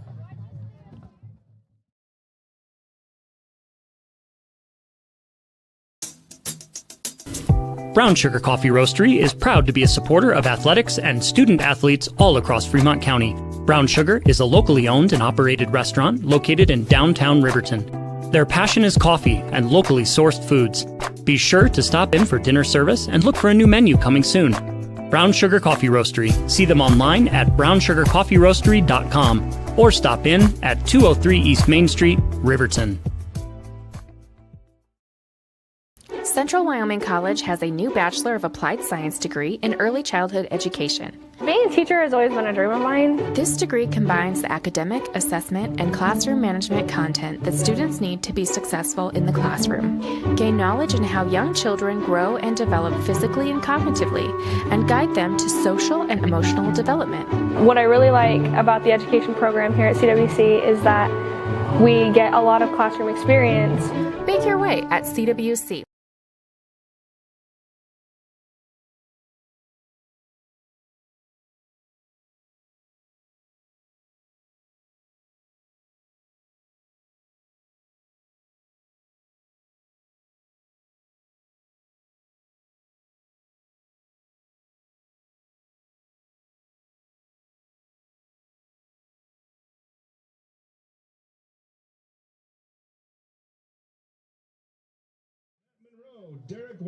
Back at Outlaw Stadium at the intermission, 14-6 Wolverines out in front as the Wolverines would take the opening drive of the game from their own 46-yard line. They would go 11 plays. They went 53 yards, and they scored on a 13-yard touchdown pass from Braden Vincent from Derek DeVries. PAT by Saltzgaver was good, 7-0. The Outlaws, though, would take 7 minutes and 13 seconds off the clock in the rest of the quarter as they went 55 yards down the field. They would score on a 1-yard Dean Hansen run. Their 2-point conversion, however, was stopped, and the Wolverines take a 7-6 lead. I'm not the one you need to talk to. I don't know where that's at, but thank you. That's all right. Getting birthday requests or something up here, but sorry that we get interrupted on that. Then Wolverines up 7-6. Teams would trade possessions. Rawlins would get it back. They turned it over at their own 12-yard line on a 4th down and 1 call at their own 12. Riverton would go 4 plays, all runs to Vincent, and a 1-yard touchdown run. Saltzgaver PAT was good with a $1.19 left to play in the first half. And the Wolverines then would hold out the Outlaws in the finals of the first half to take a 14-6 lead. We're going to take a quick break. We'll come back. We'll talk with our head golf coach, Lars Flanagan, as we'll talk state championships and more. We'll do that after this break. Riverton up 14-6 at the half on 105.1 Jack FM, streaming live on the County 10 YouTube channel.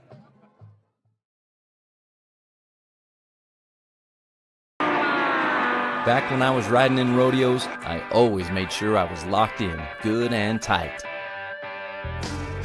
Now as a touring musician, crisscrossing the country, I still make sure I'm locked in, good and tight. Of course I do. Hauling ass, heading south, down the road in a gold Cadillac, coupe to bill. Buckle up for life, Wyoming.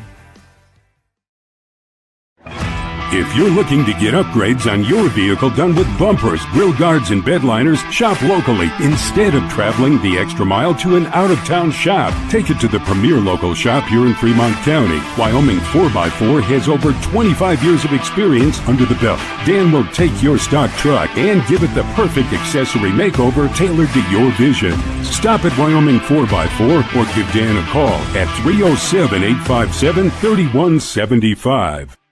Wyoming Catholic College are proud sponsors of student athletes and sports programs across Fremont County, plus are this season's academic spotlight sponsor. Wyoming Catholic College forms students through a rigorous immersion in the primary sources of the classic liberal arts tradition, the grandeur of the mountain wilderness, and the spiritual heritage of the Catholic Church. Grounded in real experience and thoughtful reflection, our graduates love truth, think clearly, and communicate eloquently, engaging with the world as it is. Submit your application online at wyomingcatholic.edu/admissions/apply.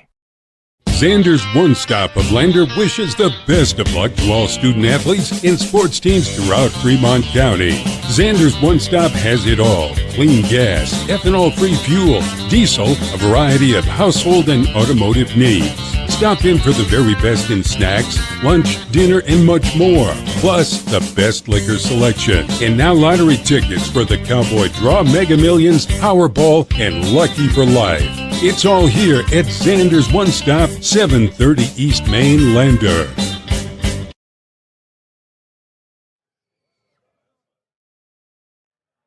Here at Outlaw Stadium, it's 14-6. Riverton leading Rawlins. Rawlins will have the football to begin the second half, and we're going to talk a little Wolverine football, and actually we're going to talk a little Wolverine golf. We've been talking Wolverine football. Lars Flanagan, head coach, is joining us via the cell phone. Lars, can you hear me okay? I can hear you fine. All right, sounds good. Thanks for taking time out of your Friday night and possibly vacation, I guess. And tell me a little bit about, first of all, congratulations on another state title, and tell me about the season, the weekend, and anything you want to talk about your team. You know, I always appreciate you guys calling and talking about this. I always appreciate talking about Wolverine golf. You know, as you know, we've had a great opportunity to be successful over a number of years, and this has been another one of those years. We played in 6 tournaments. One didn't have a winner. That was a match play tournament. Our other 4, one we got beat by Jackson. Jackson is a 4A state champion. All the other ones we won, including a state championship, and also one that we beat 8 4A schools. So overall, it was a great Wolverine golf season. And I'm talking about the boys, but let me throw in a little jab with the girls too. We have 4 of our 5 golfers are freshman girls, and we took 2nd at conference, and we took 5th at state, and their future is very bright. Yeah, sounds like it for sure. And everybody talks about, obviously, Parker Paxton, and they should because of what the kid does. But you got some kudos to win a team championship. It takes more than just him, and your kids have done that. And don't get me wrong, I'm trying not to take nothing away from Parker on this, but I guess to give more accolade to those other kids on that team as well. Well, I appreciate that because so many times I feel like some of our other kids are underappreciated because Parker is such a quality player and such a quality kid. But you know what? We actually had 7 kids competing for 5 positions for our team, which is depth is really good. Unfortunately, we didn't be able to take 2, and that's Patrick Dornblazer and Gary McDonald, but they're 2 quality players. And so whenever you have competition, we had the opportunity to have that, and that made us good. And then our other 2 all-state players was Brody Dell, who has worked as hard as anybody not named Paxton in our program. Kyler Graham, who grew as an individual. Remember, he's only a sophomore, and he got to a point where he was all-state, which means he was one of the top 10 players in 3A. Where does this team go from here? I know you guys went to North Carolina, I think, and played some golf. What's next? Oh, actually, I want to back up real quick and talk about Parker's decision to verbal to the University of Colorado. Okay. Do you want me to just tell you my points, or do you have a question? Well, I'll just tell you, I guess, tell us how the decision came about that's where he wanted to go. Okay, very good. We've been fortunate enough to, Colorado is just up the interstate, I guess down there and stay with us. And so truly almost every tournament that we had the Colorado assistant coach or the head coach. So I got the opportunity to talk to him a number of times. I talked to Kurt, I talked to Parker, just because I was interested in the recruiting process. Not that I was involved with it, I was just interested in it. And, relationships are huge to the Paxton family. And he developed a relationship with both the head coach and the assistant coach. But the thing that I think Parker really, really what geared him to CU was that they do this with all their athletes. They strive to make them the best athlete they can be through nutrition, through sports psychology, through weight training, through all that kind of stuff. And that really intrigued him that I don't want to just be he's going to be a golfer, don't get me wrong, but I don't want to be just a guy that can swing the club. I want to be the best athlete out there. I want to be the toughest mentally out there. I want to be the guy that prepares my body to be the best athlete. And I think that was very important for Parker. Absolutely. Lars, we're out of time. We got to get some stats and some ads in here but definitely want to thank you for joining us via phone here on your Friday night, and congratulations again to your golf team, and best of luck in the spring and as you get back after it again next fall. Okay, thank you. I appreciate it, John. Have a great Wolverine rest of the second half. All right, we'll see how it goes. Wolverine sitting up right now 14-6. Thank you so much again to Lars Flanagan. Thank you for joining us on this, and we'll be back in just a moment. We'll give you some first half statistics of this game from Outlaw Stadium. The Wolverines 14, the Outlaws 6. We're at the break, and we'll come back. We'll also hit up with Jared Anderson and get a studio update for some scores as well. This is Wolverine Football on 105.1 Jack FM, streaming live on this County 10 YouTube channel. It's more than clocking in or collecting a paycheck.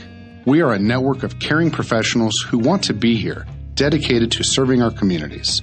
We are Sage West Healthcare, our 2 campus hospitals in Riverton and Lander. We take pride in our region, our people, and our communities. Located in beautiful central Wyoming, filled with natural recreation in our own backyard. We are neighbors caring for neighbors, a community caring for its own. We are Sage West. We are recruiting the best, like you. I hope out wide left. They don't have any. Ensuring you never forget your best memories.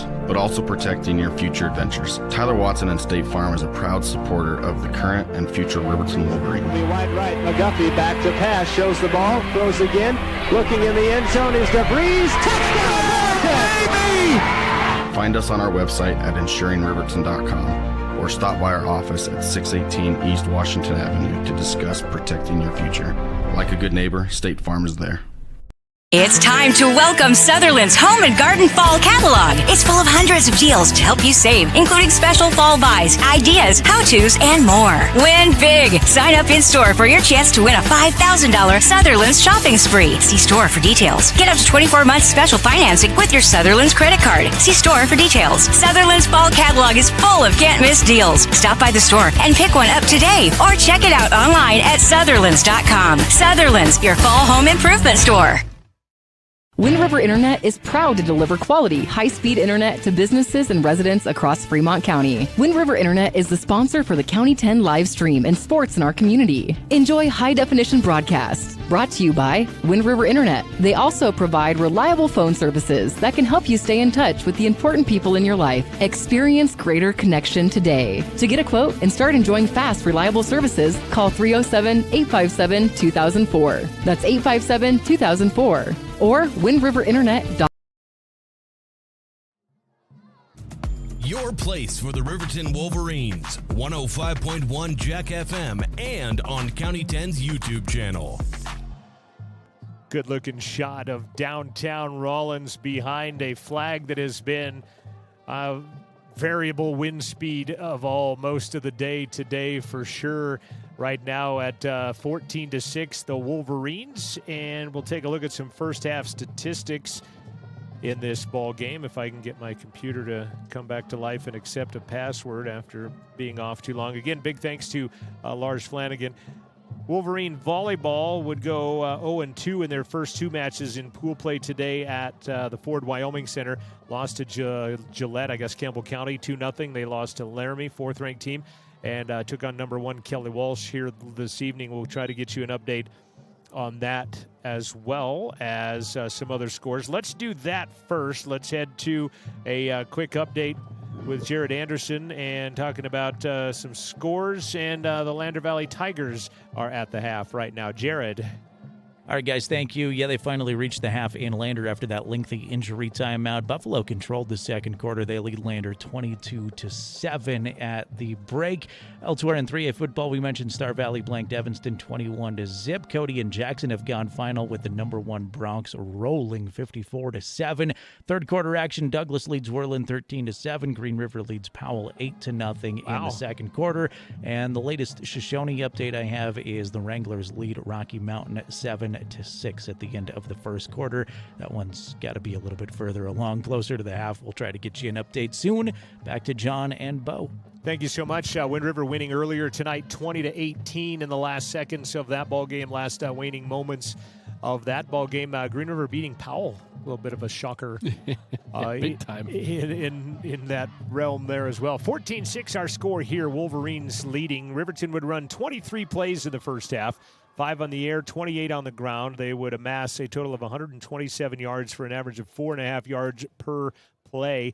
Rawlins ran 20 plays in the first half. They went for 73 yards, just averaging 4 yards in the game. Each team had Rawlins had a couple of penalties, and Riverton just had one for 10 yards, but it kind of killed the drive, so it was a big one when it happened. And when it did, Rawlins had the block in the back, or the hold on the kickoff, and the waning stages of the first half as well. But individually right now, Sage Lawn, 6 carries, 27 yards for the Outlaws. Dean Hansen, 8 carries, 30 yards. Zachary Kovalo has 3 carries for 11. They have not completed a pass as of yet in this ball game. On the other side of the equation, Riverton led by Braden Vincent, 12 carries, 55 yards. Derek DeVries, 4 carries, 26 yards. Braden has the touchdown, by the way. Dominic Payne, 4 carries, 14 yards. Derek DeVries, 3 of 5 passing for only 17 yards, but he does have a 13-yard touchdown pass to Braden Vincent, and they have cleared the time on the clock, and they're about ready to boot this one away. Zachary Kovalo, Dean Hansen back to receive this kick for the Rawlins Outlaws. And I guess, at 14-6, each team had two big drives that they scored on. And the difference was Rawlins going for it 4th and 1 at their own 12-yard line. That set up short 4 plays later, the Wolverines take the lead. Yeah, exactly. Both teams kind of had basically one stop. That last possession really didn't count, because Rawlins gets the ball back here. So it's pretty even. We'll have to see what goes on here. Another little pooch kick. Short pooch kick, bounces and covered immediately by an up man. That is Chris Lucas that makes the recovery at their own 35-yard line. So just as good as kicking her out of bounds, I guess, right? Yeah, and that was a good placement. That first one that went straight up, they only went about 10 yards. A little bit better job here just because the ball got over him. Anytime it can hit the ground, the returning team is very nervous that they're going to get the ball back. So good little pooch kick there, keeping away from their big-time returners. This game brought to you by the Wind River Internet, handling our streaming here today. Hansen kind of went in motion. Torstenbow is going to carry it. He'll get it out to the 39-yard line. Vincent in there coming off the bottom of the pile. Branson Saltzgaver, 4-yard carry for Torstenbow. As we are just underway in the third quarter, big thanks to Jared Anderson back at Radio Control, keeping us up to date on scores. Sounds fantastic. Coming in from the studio at Jack FM here at the high top of the Outlaw Stadium press box. Allard's going to send his blocking back to the other side. He's going to get the carry, and the rugby scrum's going to carry it across the 35, and that will be a first down. Archuleta, 6-yard carry. Gabrielson credited by the PA for the tackle. For the Wolverines to be successful, again, we're going to have to get some disruptions. Like you're saying, that it looks like a scrum at times. Just kind of get that little red wave going and get a solid 3 to 6 yards every time. Unless our guys in white can start disrupting that, again, it's going to make it difficult. Cox, Prosser, and Mason, the 3-down linemen in the 3-5 that they run. Vincent and Monroe, the DNs. Saltzgaver, Tyree Aragon, and Jackson Hill are your linebackers. As that ball can be about a yard gain as it's carried by Kovalo. Big difference there between those first two plays. They didn't get a push. Wolverines were able to basically stymie him for a 1-yard gain. That's a good start to this new set of downs. Troy Anderson is the defensive coordinator, and he's up in the box relaying down. He and Tommy Vincent relaying down defensive calls. 2nd down and 9 for Allard.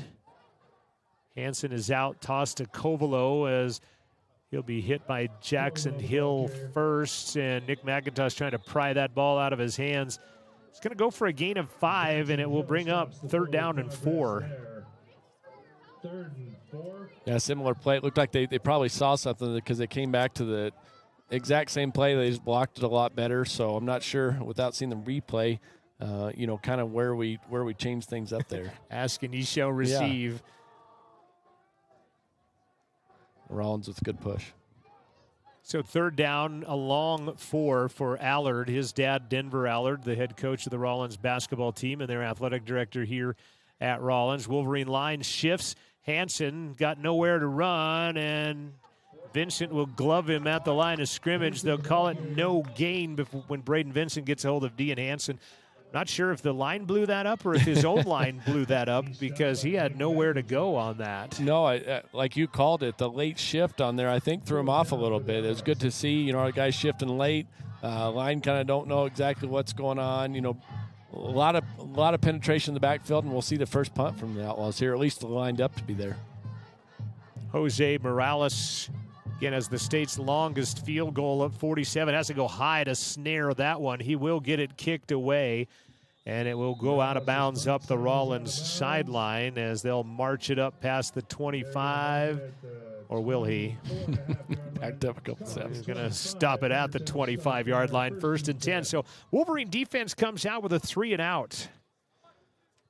And they will get the football at their own 25. Well, it wasn't a 3-and-out either. They got the first down, plays. But that second set of downs, we got a disruption on a couple of the plays, made a huge difference, and they had to punt there. 25-yard line where the Wolverines will start. 8:50 left to play in the third quarter on the Fremont Therapy scoreboard. John Gabrielson, Bo Sheets, Thomas Dent III, also a Kai up here running cameras for us. Payne, nope, going to be a keep by DeVries. He shuffles, makes a few men miss, loses the football, but I think he got back on it. The Outlaws saying they have it, but DeVries, I think, pounced right back on it. And it's going to go as a gain of 4, but that ball squirting out. Fortunate to get it back. Derek has the similar traits that a lot of quarterbacks have. Sometimes the ball gets a little loose out there, and that time it just comes out. Again, very lucky to get back on it. Dean Hansen poking it out, as I was used to say, coaching 8th grade football, dancing kills, as he kind of had those shuffling feet out there. He made about 3 men miss, but Dean Hansen got a hand on the ball to knock it out of there. Monroe gets the carry. Good block by Payne, but Draven's going to cut it back up inside. Gain of 2, 3rd down and 3. And as always, we got a great view of where they should run up here. It's obviously a little different running for your life with the football in your hands, but I think had he trusted his speed to get to the outside, made a bigger play out of that, but as it were, had to cut it back inside and ends up with a couple. Yeah, 3rd and 3 here. Again, very makeable percentage-wise downs for us, so we'll see what we run. Gabrielson and Vincent at the top. Play action. DeVries going to keep it himself. He'll get past a couple of men to midfield and runs out of bounds at the 48-yard line. He goes out of bounds past midfield. A little different on that. Again, he just trusted his speed. Like you said, just got to the outside. Was wise, got out of bounds there before he took too big of a hit. But great play to pick up the first down and quite a bit more. Put it at the 46, which is a 14-yard carry and a first down for the Wolverines. Just inside of 8 minutes left to play. Clock stops on the ball out of bounds. 14-6 RHS. And this may... You always flirt with that play clock when you come out of the huddle like this. We're inside of 10 seconds on that play clock. DeVries just gets the play away, hands it off to Sheets on the pop-out play, and Ty will take it to the 50. They'll give him 5. Sage Lawn the tackle. Yeah, their DN did a good job staying home on that. So kind of like you said, this a little different. Ty had to cut it back up, gets a solid 5 or 6 yards. Good job blocking on that. Similar play to what we've been running. They run that zone, but they run that fly sweep behind it. So they fake the zone and hand it off to the fly sweep. 3 carries, 11 yards for Ty out of that wide receiver position. 2nd down and 5. DeVries will come under center this time. Bobbles the snap, hands it off to Vincent. Vincent into the secondary. And making a shoestring tackle, Marcellus Montoya. Take it to the 39-yard line. So an 11-yard carry by Braden Vincent. Yeah, same play that they ran before, only instead of giving the fly sweep, they hand off. You can see Draven come in motion. We're fortunate there just because I don't know that Braden was set when Draven was going in motion. First down, Vincent up the middle again, runs into a Rawlins team picture after a gain of 2. 14 carries, 68 yards rushing for Vincent. The Wolverines had 165 yards of offense here tonight. The Outlaws right now at 89 yards of total offense. Riverton with 6:38 left to play in the third quarter, leading 14-6 on the Fremont Therapy scoreboard.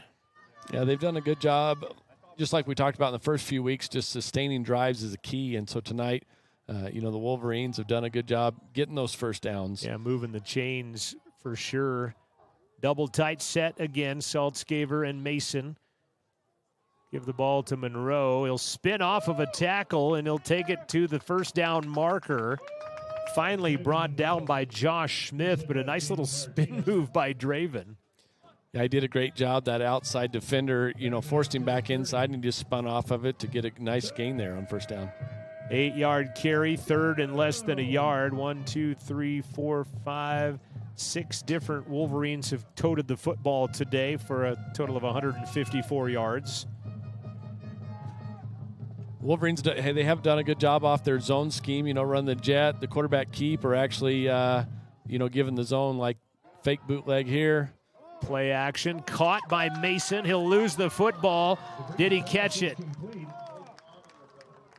I don't think there's any kind of, they're saying a catch and a fumble, and picked up by Sage Lawn. Ends up going as a 5-yard completion. Bryce is saying he's down, but that will be a turnover, the first of the game. I'm going to say the second of the game, because going for it on 4th and 1 at your own 12 is a fumble here. Is watching the replay. Yeah, I think he looked like he was making a football move, they say, with the ball, and ball got stripped out of there and picked up by Sage Lawn, and it will be 1st and 10 Outlaws, 5:29 left at their own 25-yard line. And that's a big play in this game. You know, the Wolverines are, you know, the momentum's on their side. They're driving. We got the first down. You know, to go up 2 scores there is huge, and so that's a big play for Rawlins to get the turnover, get the ball, and have a chance to tie it up here. Wolverines had driven 50 yards on that drive from the 25 to the 25, and they cough it up on a turnover. Allard, play action. Going to run it out here himself. He's going to step up and throw. It'll be caught, and then Branson Saltzgaber all over the receiver, Ezra Archuleta, but Gain of about 2 or 3 yards. Outlaws digging into that passing playbook. They'll go for a gain of 3, essentially. Very pleased with the Wolverines on that. None of them were twofold. You know, right away they had a half a step or so on our DBs and linebackers, but everybody got back into coverage, and I think he threw it about the only spot he could have and still only got 3 yards. Pretty good coverage by Saltzgaber. Was on him as soon as he had the catch as well. It was good. Inside of 5 minutes left to play in the third quarter on the Fremont Therapy scoreboard. Riverton 14, Rawlins 6. Allard toss to the outside. Hansen straight up the middle. Ryan Cox will knock him down at the sticks. He'll get the yard to gain. That's a 7-yard carry and a Outlaw first down. Yeah, kind of getting back to what they're strong at right there, just right up the middle with 2 lead backs and just tossing the ball. Good push by the Outlaws and new set of downs. Not sure where the PA is getting his numbers. He has a player that's been injured all year making tackles out there right now. And look at Allard, how he just kind of hunkers down behind the center. It's not going to make any adjustments on pre-snap read type things out there. Covelo to the outside. Jackson Hill hits him first. He'll spring off that. He'll get into Gabrielson's arm. Cage will bring him down, but not before he goes for 10 yards on a run by Zach Covelo. Boy, the Outlaws kind of asserting their dominance a little bit here now.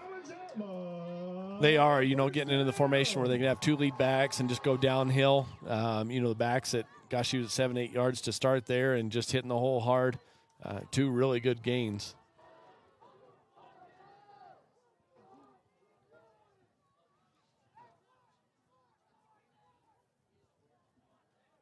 First and 10 now at the 45. Ball is loose. Diving back on it, though, is Covelo. And diving on him was Tyree Harris Aragon. No gain. And they're lucky to get the football back.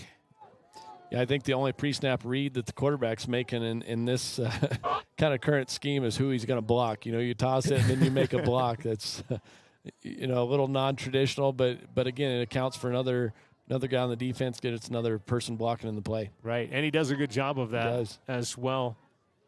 And the Outlaws center is Jaden Martinez, as he came in for the injured player first.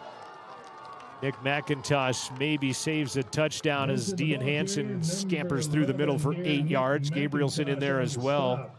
But Nick McIntosh saving, I think, maybe he's off to the races there as Rawlins starting to run downhill on the Wolverines a little bit now with 3 minutes left to play in the third quarter. Yeah, you're exactly right about running downhill. They've had 3 kind of big chunk plays here of 8, 9, 7. Pretty good gains on those. Wolverines will shift that defensive line now, and they'll give it straight up the middle. And again, another rugby scrum as Ezra Archuleta is going to plow ahead from the 47, clear down to the 38. And a first down. Archuleta 3 carries, 19 yards now, that being his best of the night. Wolverines trying to cycle through as now Nathan Mills going to come play nose guard. Yeah, the Wolverines scrambling a little bit here. Rawlins is getting a great push, and we need to do a better job of standing them up here. Braden Vincent blows Just like up that play. Yeah, he just absolutely mowed down his first intended blocker, and that's going to be a loss of 2. Braden's had a couple great plays on this where he takes on his blocker, just like you said, and still makes the play. Watch him just come off of the bottom edge right there, just blows up the blocker, Loon, and then comes downhill and makes the tackle. Well, that play was designed to go right up the middle until he blew up the blocker and forced him outside. Lawn, excuse me, as I called him by the wrong name. Sorry about that, Sage Lawn. Busted Allard play. Running for his life to the outside, be pushed out of bounds by Ty Sheets at the 33-34 yard line. The market at the 34. That ends up being a rush of 6 for Allard. Puts him in the positive rushing of the night. Very fortunate for the Outlaws there. It's a busted play, and then they still got a positive 6 yards on it. So kind of a missed opportunity for our Wolverines there. 3rd and 5. Mills comes out as Ryan Watson back in at nose. Bryce Mason down on the line along with Xavier Garcia. Saltzgaver, Hill, Tyree Aragon, your linebackers. McIntosh, Sheets, and Gabrielson back at corners and safeties. Torsten Bowe is the deep man. He'll get the carry straight up the middle, and he's going to be very close to a first down, and you're going to think they're in 4-down territory anyway, Bo. Yeah, I was thinking the same thing when you run your play that's intended for 2 to 3 yards. On 3rd and 5, you can tell that they're in 4-down territory there. 3rd and 5, he goes for 6. Does Torsten Bowe, his 3rd carry for 16 yards on the night. This drive started at their own 25 at the 5:29 mark, working on 4 minutes of possession now. How many plays are they at? 8, 9? 9, yep. This being 10? That's correct. Torsten Bowe, the deep man, 1.5 yards off the ball in this formation. Trapped to the inside. Tyree Harris Aragon is right there to wrap up Covelo. Tyree did a great job there. He almost ran right past the little trap play, but he did a great job getting his mitts on him and making the play.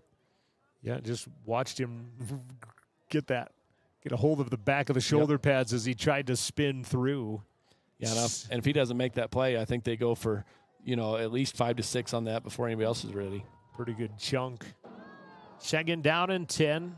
Less than a minute to play in the 3rd quarter. Scoreless 3rd quarter, but it's 14-6 Riverton on the scoreboard. Toss to Hansen to the outside. Saltzgaver giving chase. He'll elude him and Sheets and finally go out of bounds. Gabrielson knocks him out of bounds at the 16-yard line. Wolverines did a good job getting him strung out there. They just got to make the play. That is a 12-yard carry and a first down. Yeah, they had him corralled. Gabrielson has to end up bringing him down. That's a red zone, as you can hear it by the PA announcer. Very savvy football crowd here in Rawlins. And the pep band going on at the 16-yard line now. Allard, I formation. Deep I, Hansen carries it. Hit by Saltzgaver. Gabrielson puts him down at the 10. Gain of 5. 2nd down and 5 as they've just been eating up the clock, and this may be the last play of the 3rd quarter. Yeah, and anytime you have a power running game like they do, that's kind of their goal, is to eat up clock. They definitely have found something in this power I formation where these turn and toss it to the deep back and have 2 lead backs. 10 seconds remaining in the 3rd. Don't jump here. Go back to the wing again, and taking it to the 10 on a 1-yard carry is Ezra Archuleta, and that's how the quarter will end. At the end of the 3rd, the Outlaws put up 81 yards of offense in that 3rd quarter, but no points, but they are knocking on the Wolverines' door. Back in half a minute, it's Riverton 14 and Rawlins 16. Final 12 minutes coming your way after this on 105.1 Jack FM, streaming live on the County 10 YouTube channel. We are Maven. We focus on the fundamentals, clean, simple designs with the very best modern materials and technologies. We refuse to compromise our mountain town roots to follow the well-worn path to $1. We choose instead to make game-changing gear and use it in the places and pursuits that inspire us every day. We are Maven, a company focused on the design and creation of innovative products for and by the modern outdoorsman.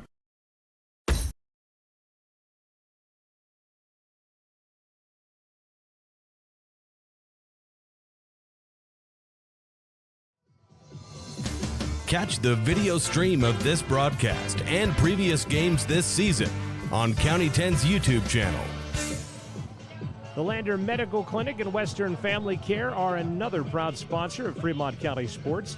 Don't forget to make that appointment for your annual wellness visit at the clinic. Thank you to the Lander Medical Clinic and Western Family Care for supporting youth athletics. And remember, let's stay healthy together.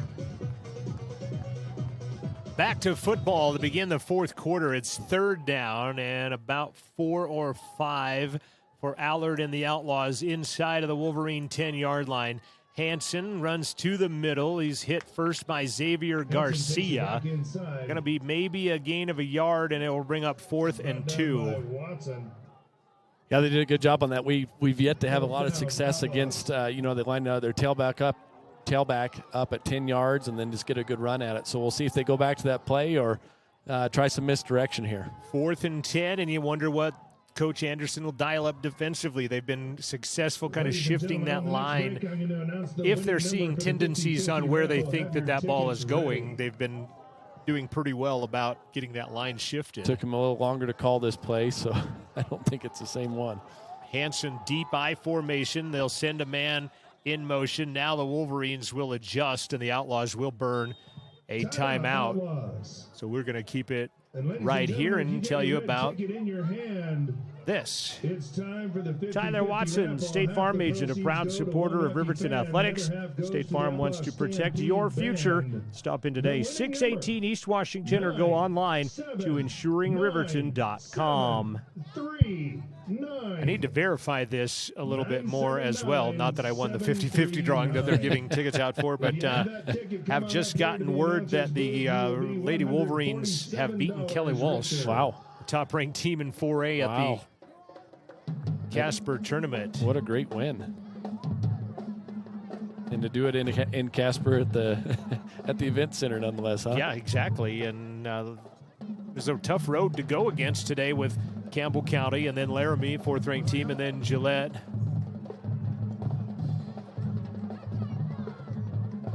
And then it's always interesting to see, on a 4th and 2 call like this, do you stick with your bread and butter that's been giving you chunk yards at a time, or do you go back to something else to try to do you outguess yourself? Sometimes, yeah. And so that timeout, I was curious to see what they would go to. They aren't back in their power I, and they've got a split receiver here, if you call it split. You got to think it's coming to the right side of off tackle with the student body right out there. Hansen is going to get to the backfield. Sheets is going to grab his arm and pull him out of bounds at the 12. He's going to lose 2 yards, and the Wolverines will hold. It's a huge stop there. Vincent makes the initial kind of running back have to adjust, and then Ty just does a good job holding on until the cavalry shows up or he gets him out of bounds. Their own 11-yard line. Same play it looked like that they scored the touchdown on earlier, and we missed the tackle. So that was kind of a big play to come up and make that 4th and 2 in this game. Any stop is huge. They take 6 minutes and 24 seconds off the clock, but yet come up empty on the scoreboard. And the Wolverines at 11:06 now will have it at their own 11, 12-yard line, 1st and 10. After the Outlaws had driven it from the 25 down to the 11-yard line. Vincent straight up the middle, hard running into a lot of red shirts. He's going to get 3 on that carry. And nobody's happier than Bryce Mason on that. Anytime you have a little turnover, you never intend to, but you can't help but feel bad. And so it's good to see them not score on that. Well, and it was a great job. Bryce, integral part of the defensive line on that as well. So helping to get and atone for that turnover. Exactly. Sent that ball right up the middle with Vincent. As watch the replay here. 2nd down and 7. DeVries to Braden. Looked like he might have had a head start on that where he got the football, but Braden's going to go for another 3 yards. 74 yards now on 16 carries for Vincent. 184 yards of offense tonight for the Wolverines, 153 yards of offense for the Outlaws. That clock ticking now at 10 minutes left to play. You'd like to see Riverton run the chains a couple more times and eat a little more clock, and they may be burning a timeout here as they're going to break the huddle late. You see more of our spread formation, our twins set. Dominic in the backfield. Gabrielson and Vincent on the near side as DeVries steps up to throw. That'll be caught sliding for a first down. They'll say incomplete. Near side official says incomplete, and it will bring up fourth down. Watch the replay perhaps on this one. I don't know if we're going to get a very good camera angle on it. And we're not going to get to see that. And we're a long ways from the action here at Outlaw Stadium anyway, and we're down to one camera tonight with some other things going on as the Wolverines are going to run a player off as DeVries will stand at his own 6-yard line to punt this away to Zachary Kovalo, and they'll be running downhill, and this is a time that you may want to see Mr. DeVries uncork one of those 60-plus yarders, and the Wolverines are going to burn a timeout. I think they only had 10 on the field. We're missing our personal protector there. Had 13 at one point and run off a couple. 9:37 left to play here in the fourth quarter of football. Hey, Riverton, thanks for tuning in tonight to support RHS Athletics. Broadcasts are made possible by great sponsors like Gamble's on Main Street in Lander. Shane, the owner of Gamble's, has truckloads of furniture waiting just for you. Delivery is always free within 30 miles of the store, and that includes all of Riverton. A big thanks to Shane at Gamble's on Main Street in Lander. Central Wyoming College volleyball ranked 11th in the country, knocked off LCCC tonight in their first home game of the season. Took them 5 sets to do so. Kind of the homecoming return for Demi Stauffenberg of Lander, a 4-time All-Stater playing for LCCC, but Central gets the W in front of the home crowd, playing for the home crowd for the first time tonight. You know, that possession was big. McIntosh kind of waited on that ball and let it get to his pads instead of using his hands. If we can get that first down and keep the drive alive. Otherwise, we only took about a minute and a half off the clock. Look for this punt to come to the Rawlins side. Oh, they're going to fake it. DeVries has room. He's got the first down and more as he punishes a tackler at the 32-yard line. Derek DeVries on a fake punt from their own 16-yard line, but the chain gang is not moving. You got to love the play call when it works, When you call it on your own, 20 inside the 20 and get it, that's huge. What a great execution there by the Wolverines. Big time execution by the Wolverines. A 15-yard fake punt carry, and they get the first down on the DeVries tote. 59 yards on 7 carries for Derek tonight. DeVries. You're going to have a penalty here. Yeah, and he's going to stop the play dead as Torsten Bowe. McIntosh came on late. He didn't get inside the numbers before the play was snapped. So, again, anytime you have somebody substitute in, they've got to get inside the numbers. He tried stepping on. And, again, they weren't going to let that happen. It's been a pretty penalty-free football game tonight. Yeah, it's been a clean game. It's the clocks continue to run quite a bit. It's, don't blink or you'll miss something. Yeah, because we're, 97 minutes old. Yep. An hour and a half, basically.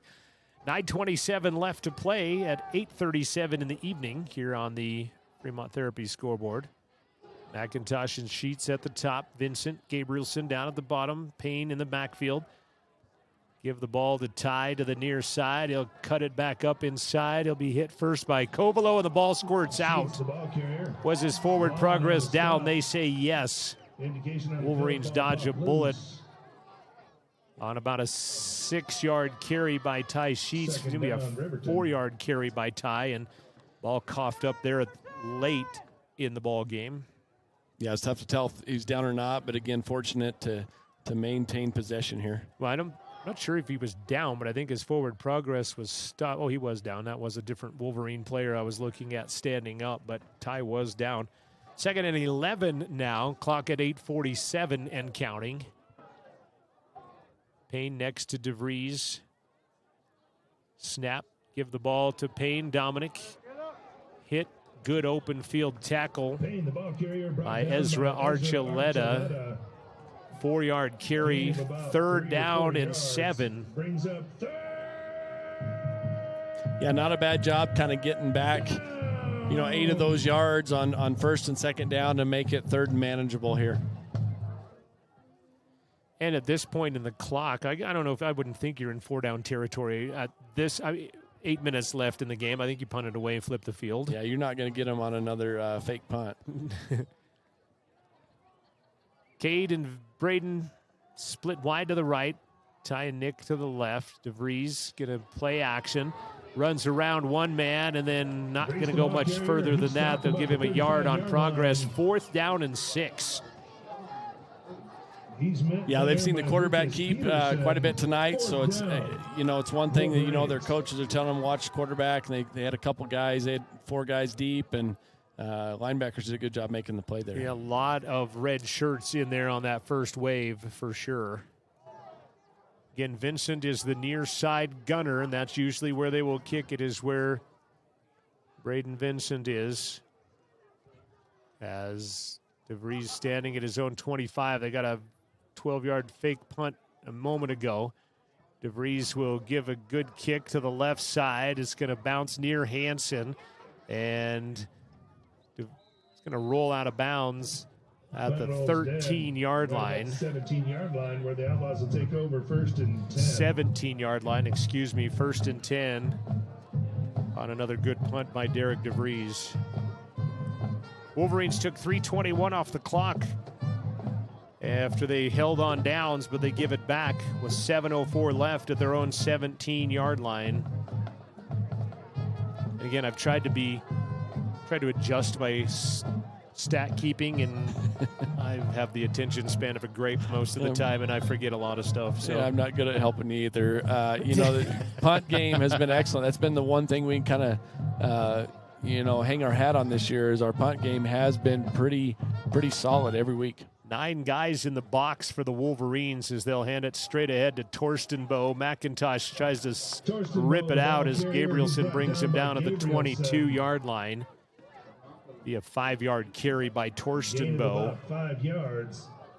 2nd down. McIntosh, 2 hands on the football trying to rip that out of there, and Cade comes in and cleans it up at that point. But I think at this point you'd just rather get him to the turf than anything else. As you watch the replay here, Nick, number 11, getting 2 hands on the football as Cade brings him in to clean him up. Yeah, it slowed down his momentum, that's for sure. 2nd down and 5, toss to Hansen. He's going to go straight up the middle. He'll be hit from behind, and he will be brought down by Draven Monroe. He's stopped by Monroe. 3-yard carry, though, 4-yard carry, 3rd and a yard. Yeah, and Rawlins does a good job, again, getting a push up front, and then they kind of seal the edges, too. It's hard to get around the outside and still make the play without them getting much yardage, but the Wolverines did a pretty good job there. 3rd and a yard, 64 yards on 16 carries for Dean Hansen here in this football game. His team trailing 14-6, been that way since halftime. On the reverse of sorts, Covelo across the 30. That's enough for a 1st down on a 4-yard carry. Monroe, Tyree, Harris, Aragon, who is slow to get up. McIntosh in there as well. Sage Lawn, by the way, with a carry, correct myself. 1st and 10 Outlaws, 5:40 left. Yeah, there's a lot of window dressing on that. There's all kinds of tosses and motion, and it still ends up between the tackles. Tyree, Harris, Aragon got off the field under his own power. He's shaken up just a bit. Derek Prosser on the nose. Ryan Cox in there as well. Wolverines will show a little bit of a blitz as Bryce Mason makes the tackle on Archuleta at the 34-yard line. Gain of 3. 2nd down and 7 for the Outlaws. Clock moving at 5 minutes left to play in the contest on the Fremont Therapy scoreboard. Riverton hanging on to a 14-6 lead, and right now the difference in the ball game is the 4th down at their own 12-yard line that Rawlins did not get, that Riverton capitalized on in this ball game. Yeah, you mentioned it. That's essentially a turnover on the 12-yard line, so that's been the big play of the game. Hansen 8 yards deep in the eye, is going to bust it through the middle. He could be off to the races. Gabrielson will bring him down at midfield along with Jackson Hill, but not before he takes it clear to the 50-yard line. And now it's hurry-up situation.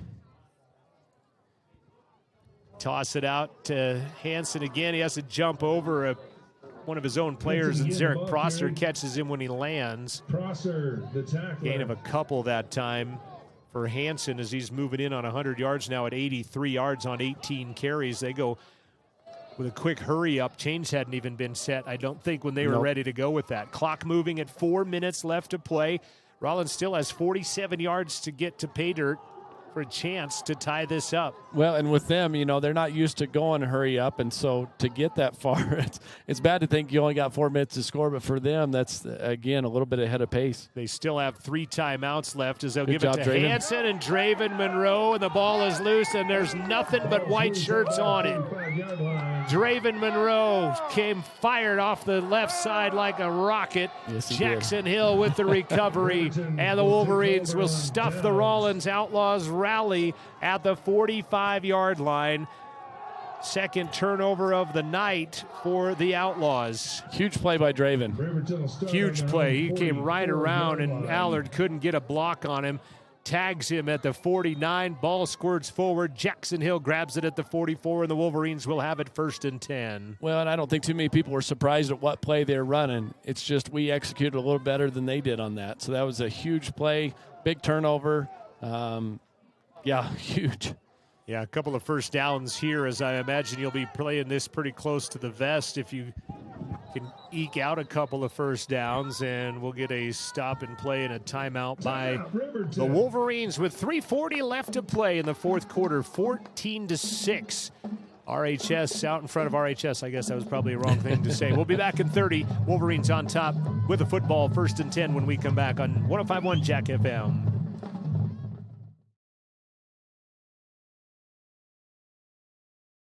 Perfect Power is a proud supporter of athletics and student athletes all across Fremont County. Perfect Power provides services for residential, commercial, and industrial jobs. Darren Hubble, owner and master electrician, has over 30 years of electrical experience. Darren's trustworthy team of professionals can get the job done right. Perfect Power, serving Fremont County and surrounding areas. Stop into 1320 West Main Street, Lander, or give them a call at 307-332-7184.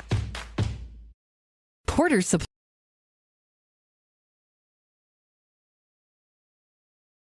First and 10, Wolverines. DeVries going to keep it himself. He'll cover both ends of the football as he is spun down by Torstenbow at the 48-yard line. Gain of 4.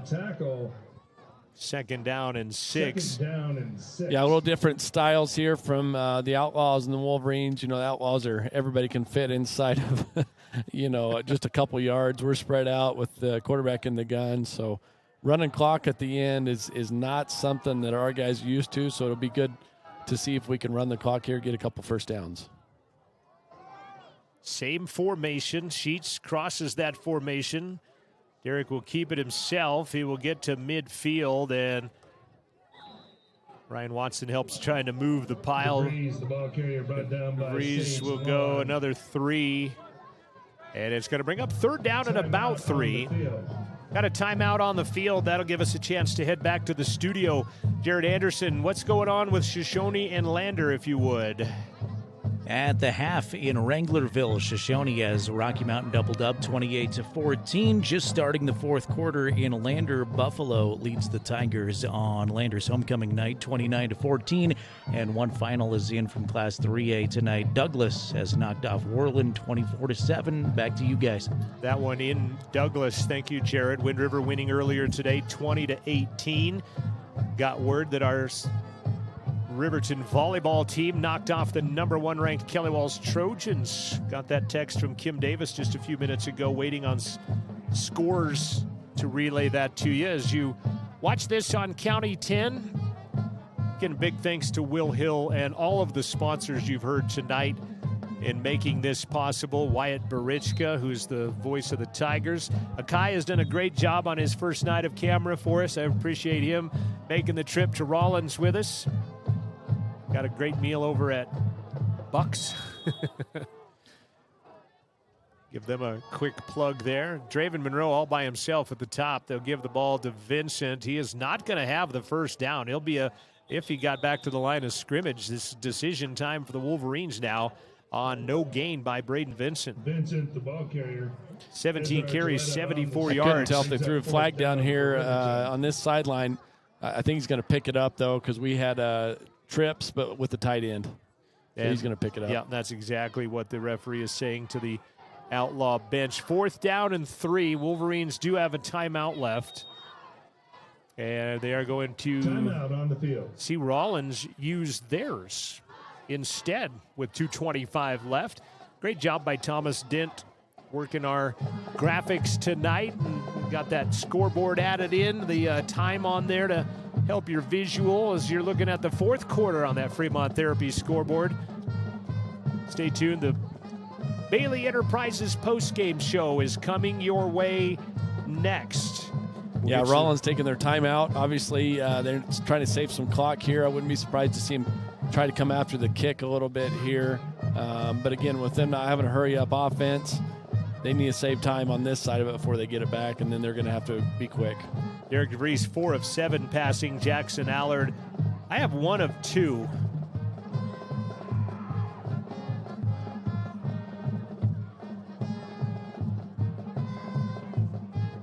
For 3 yards passing, which would bring them up to 9 passes for the season. Okay. Yeah, and it's one of those, they do what they do well. You know, they run the double wing. You know, it's kind of like a team that passes all the time. They're not going to run much power football. It's just the opposite with Rawlins. They stay in tight. And Wolverine's going to go for it. Vincent is the protector next to DeVries. Monroe is at the top. Sheets will head off in motion. Going to try to get the Outlaws to jump. Now the Wolverines will call a timeout. 2:35 remaining, 4th quarter. Wolverines up 14-6, facing a 4th and 2 when we come back from this 30-second break. This is Wolverine football from 105.1 Jack FM, streaming live on County 10. Supply Company in Riverton is proud to sponsor sports and student athletes here in Fremont County. Start your game day off right with the Porter's Pregame Show and get ready for action. Porter's has everything you need to heat your home this winter with the best selection of wood, gas, or pellet stoves. Good luck to all Fremont County teams from Porter's Supply Company. See Porter's Supply on North Federal in Riverton and online at portersmvs.com. RE/MAX All-Star Realtors are proud. Your home for the Riverton Wolverines is 105.1 Jack FM and County 10's YouTube channel. Go Big Red. Wolverines now appear there in punt formation with DeVries. Ball right at the 49-yard line. Put him down at the 17 last time. He will kick this one opposite sideline. It will take a Wolverine bounce out of bounds at the 11. Sheets will run with it. 11 or 12 yard 38-yard punt, no return, and the Wolverines will get in there to play defense with 2:29 left to play, nursing a 14-6 lead. Yeah, I think both teams realize this is the drive of the game that decides who's going to win and who's going to lose. So it'll be big to see what our Wolverines can do on defense here and what kind of push the Outlaws can get. 1 timeout for Rawlins. They'll mark it at the 10, so a 39-yard punt. But Riverton only took 1:11. Obviously, Rawlins had a couple of timeouts in there to help keep that drive down. 2:29 left. The Outlaws at their own 10-yard line, 90 yards away from trying to tie this one up. Last time, 13-2 down here at the bottom. One ran a post, one ran a corner. Try to get some crossing routes to confuse the defense here a little bit. Morales and Kovalos, Hansen on the right side. He's going to run a route as well. They're just going to throw it over the middle to Hansen. It's incomplete.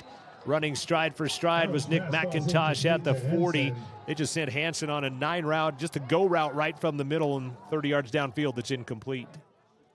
Yeah, and he had a step there. Again, that's a pretty tough pass to make over the top, but he did have a step on McIntosh, and ball's just a little too far. Ooh, I did not see a penalty flag, but a roughing the passer on the Wolverines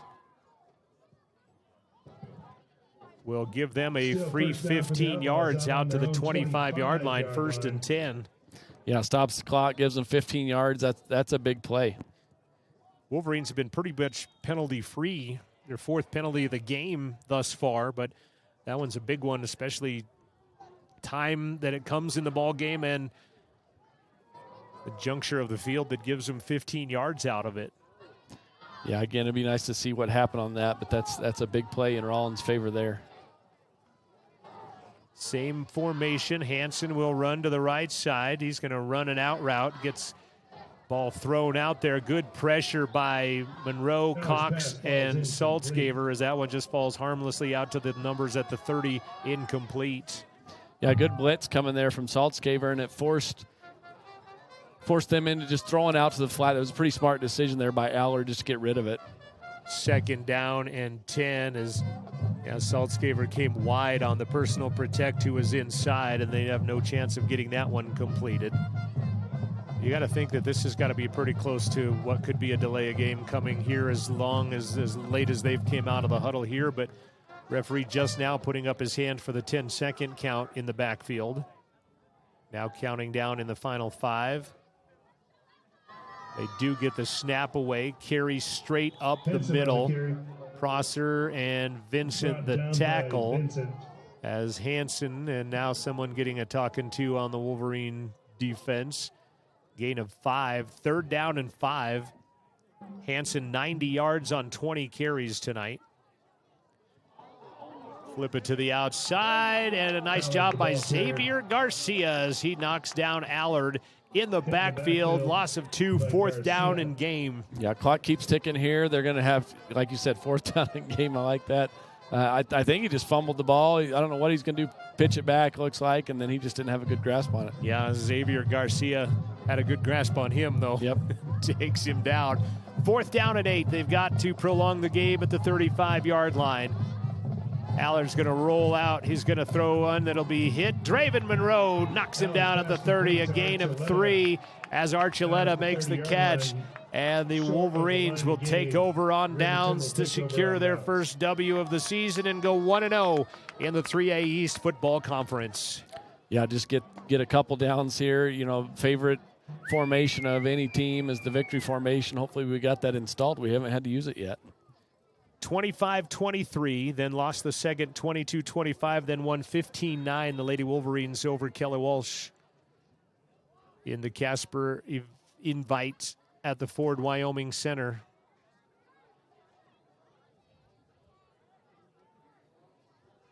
DeVries will come under center, double tight formation. Minute 21 left to play in the contest. They'll just hand it straight ahead to Vincent.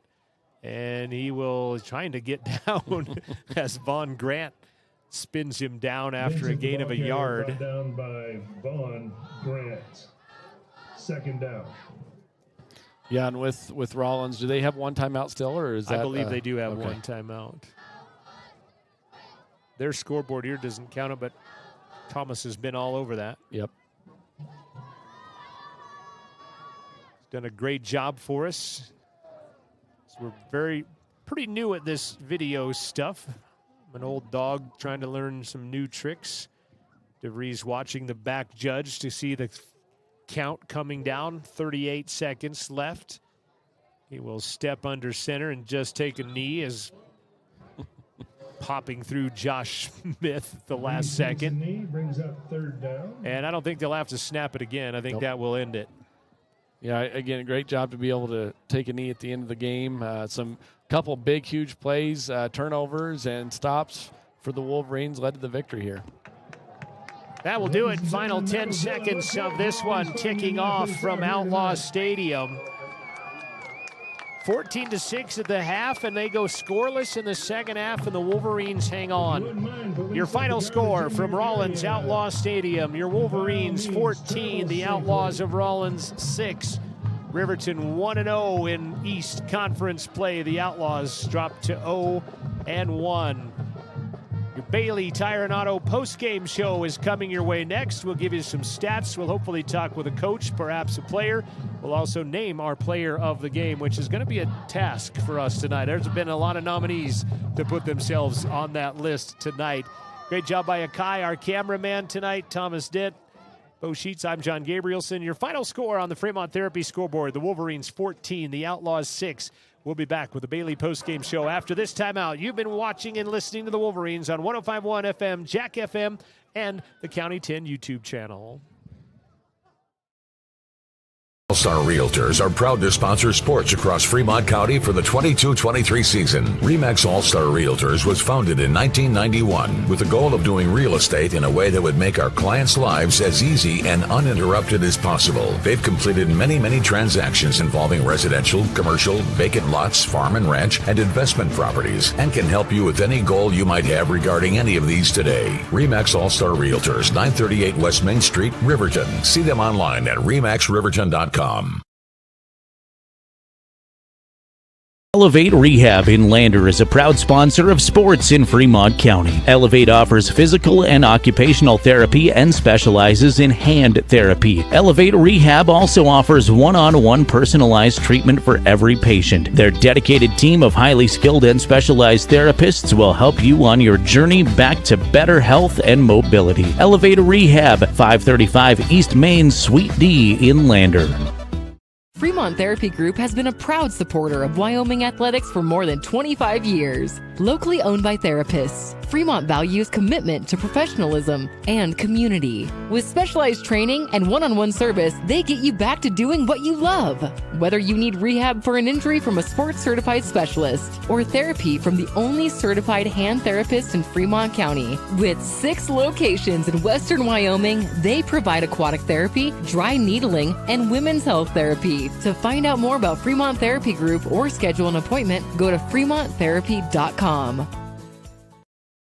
High Country Hearing Center supports patient hearing health care with a superior standard of practice for our Wyoming families, and we are proud to sponsor sports and student athletes all across Fremont County. High Country Hearing Centers has been serving Wyoming's hearing health care needs since 1979. High Country Hearing Centers will always provide superior hearing instrument technology and standard of care practices to help you stay connected with family and help you maintain a more active and healthier Wyoming lifestyle. Make an appointment today in Lander at 1460 West Main or in Rock Springs at 514 Broadway.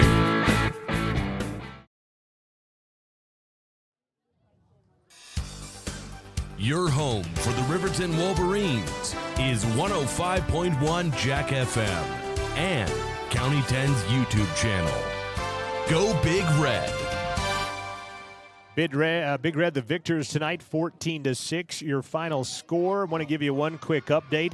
A game that started an hour before us has 3:30 left to play, thanks to the injury timeout that happened. But 3:30 left in the game. Buffalo leading Lander 29-21. The Tigers have come back in the late stages of that one.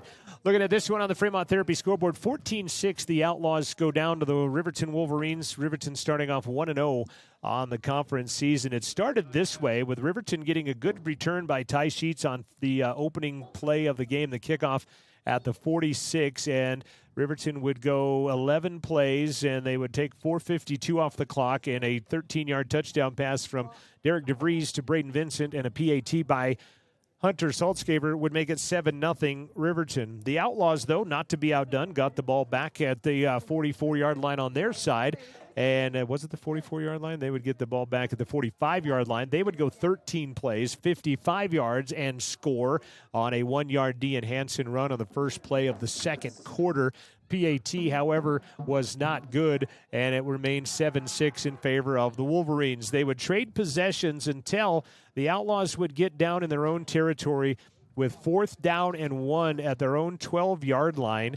A 1-point game with about 3 minutes left. They didn't get it. The Wolverines shut them down, and they would get the ensuing play, and they would get a 12-yard drive essentially capped off by Braden Vincent. Let's talk with him first as he is up here with us. And Bo and I talked about this a minute ago, and Lander Maddle, say that again? Yes, you are putting this headset on, and put that on right there just like that. We'll pull that up there. And Braden Vincent joining us, and we've named you our player of the game, actually, tonight. You go for 74 yards rushing on 17 carries. You had 1 catch for 13 yards. You scored both touchdowns tonight. How does it feel to finally get the monkey off the back a little bit? Yeah, first of all, I appreciate it. Thank you for the honor of player of the game, and it feels great. You know, a lot of teams, they look at the record and they don't see all the work put in the offseason. They don't see all the blood, the sweat, the tears going up to the turf every night of the week, and it feels great, man. You guys came in and drove right down the field, but then all of a sudden they came and did the same thing. It's 7-6 after you guys have each had the ball one time. Yeah.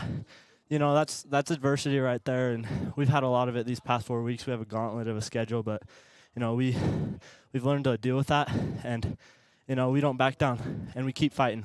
And then you guys, they go for it on 4th and 1 from their own 12-yard line, and I think you were the one that made the play, I think, were you not, that stuffed that at that point? Yeah, I believe so. And what do you got to be, you know, frothing at the mouth a little bit when it's 4th down and 1 deep in your territory like that? Oh, yeah, I mean, the nerves are up. You know, you got to be expecting counter boot reverse, but I saw the run. We sold out. Everyone played hard. You know, we were assignment sound, and we blew it up, and that's a great feeling right there. And you're 1-0 in conference play. Yes, sir. That's got to feel good. Oh, it feels great. You are, like I said, our Lander Medical Clinic player of the game, Braden Vincent, 17 carries, 74 yards, and a touchdown tonight. He also caught a touchdown pass for 13 yards and several defensive points. We'll hopefully catch them on the defensive points here in just a minute. But congratulations, young man. Thank you. Good job. Let's chat with Dre next as Draven Monroe is up here, and I think you're going to go hit the other media outlet there real quick next door. But thank you so much, Braden Vincent. And going to talk with Draven Monroe here and get his headset on and talk in here. And Dre, you sat out a couple of games with an injury, and it had to feel good to get back out on the field. Yeah, it does feel good to get out there with my boys, you know, compete with them. Finally, I'm back out there. You had one play. You made several plays, but the one I'm thinking about, you shot off the left edge, hit Hansen. He coughs up the Fumble. football. Yeah, that was a big play. It was a talk about that play. Turning point. It was a big play in the game, you know. Get the ball back in the fourth quarter, you know, that's what we wanted. So, yeah. What was the alignment? I mean, were you – did they miss you? Did you just get a good jump? They didn't touch me. They didn't. They were like slanting left, all of them, so. Had you carrying the ball just once for 7 yards. You'll get more touches, I'm sure, but defensively you played tough tonight. Which side of the ball you like to play better? Defense. I like hitting people. All right. I smack at people. And you've done well on that tonight. Like Braden just talked about, there's adversity. You guys were 0-4 if you count that 0 week that nobody's supposed to count but does, and I keep harping on that. But you guys needed this. Yeah. And you're 1-0 in conference. That has to feel good. What did the coaches say afterwards? That it was a dub.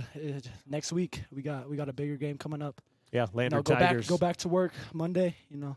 Keep this momentum. Absolutely, yeah. Tigers had an injury delay. They kicked off at 6, which was an hour before us, and they're still 3 minutes left in their game. They're trailing Buffalo right now, 29-21. But you guys go and enjoy this one and get back to work on Monday. Yeah, thank you. You bet. Thank you, Draven Monroe. Congratulations, young man. Good job out there. Get a little post-game action, and I'm going to have to hand this sweaty headphones back to Bo. He'll never know when he comes back in here. Oh, yeah, we got the coach, too. Let's get the coach in here as well. And Troy gets the sweaty headphones after talking with the kids. But, Coach, a win is a win. I mean, it wasn't pretty by any stretch, but a 14-6 win is something that this program needed. Yeah. I mean, you need every W you can get. 3A's a salty conference.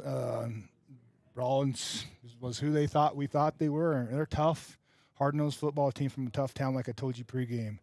And we were able to pull it out, so that's awesome. Pretty much everything even this one, down to turnovers. I guess, you want to talk about a turning point. You had 215 yards. They had 196 yards unofficially. But that 4th down late in the first half, you stop them, you get 4 plays, you're in the end zone. That's the difference in this ballgame. Yeah. I mean, I don't know how many. I'm sure you guys tracked it, but it seemed like we had a dozen 4th downs that we had to play against. Some we got and some we didn't. Well, and you got yours on the fake punt, too. Yeah. Is that something that Derek recognizes, or was that called from the sidelines? That was, I don't know what that was, to be quite honest. I'm going to be real honest with you about that one. Be some film watching, get to the bottom of that one. Yeah. I don't know if Where's Waldo's going to figure that one out. So the running game. I mean, you only threw 7 passes tonight, and kind of somewhat a little bit out of necessity. You didn't need to as much, perhaps, but the run game came through for you. Yeah, they did. We at times we had some really bright spots with the run game where we really got on it. And I think, that's part of, as somebody who's played a lot of offensive line in my life, it's just part of that. You got to really, it's hard to stay dialed in for 50, 60 snaps, but they've learned, hopefully they learned something tonight that they can, then when you get to lean on somebody and run the ball, it's an awful lot of fun. Lander, at last report, was down 29-21 with 3:30 left. They kicked off an hour before us, but they had a lengthy injury delay Lander Tiger. But bring on the Tigers next week, I guess. Talk about homecoming and playing the county rivals and coming into practice after a 1-0 start to this conference season. Yeah, I mean, it doesn't get any better than Lander Riverton. I would argue that it's the best rivalry in the state, historically and even yet today. John's a great coach. Stauffenberg's a really, really good quarterback, and they've got some other talent around them. And we'll see if we can rise to the occasion. There's always a lot going on with homecoming week, so there's always pluses and minuses to it. It adds impetus or intensity, but it also adds distraction. So hopefully we can manage that as a coaching staff this week. We chose Braden Vincent as your player of the game, leading rusher, scored a touchdown, leading receiver, scored a touchdown, played some pretty good defense as well. But this was a pretty good team effort. We had, a lot of different kids could have been nominated for that position tonight as well. Yeah, those are two. I brought them up. I guess I just got lucky with bringing them up. I didn't have any pre-knowledge. I just figured those I just saying it was a team effort. You could have brought a couple of different people up here. Yeah, absolutely. I mean, I thought Derek played a very, very heady game. Dom was good. I think I could have brought all that front end defensive and offensive line. Jackson Hill made some really great plays on both sides. And I mean, I think those guys coming back like that are big difference. Having Ryan and Cox and Jackson Hill back, those guys are really, really the heartbeat of a lot of things we do. I think you have a kind of a quiet little assassin back there in Tyree Harris Aragon too. Man. He has played very well. Kid, huh? At injury updates, he okay? Tough as nails. As far as I know, we were going to bring him back in that last series. We just stuck with Bryce. Okay. But yeah, I mean that kid is as hard as they come. All right, Troy, I'll let you go and enjoy this and make the long trip back to the locker room. But congratulations, appreciate it. 1-0. The Wolverines win it 14-6. Thomas, if you're on that side of the wall, and we'll give us a break. We'll take a break. We'll come back. We'll take a look at some final stats in this one and. Good post-game show. Both kids talking fantastic. So we'll take a break. We'll be back after this quick timeout. Wolverines win at 14-6. This is 105.1 Jack FM.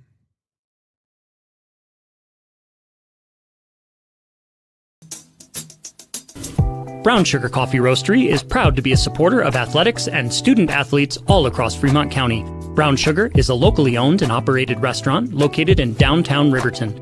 Their passion is coffee and locally sourced foods. Be sure to stop in for dinner service and look for a new menu coming soon.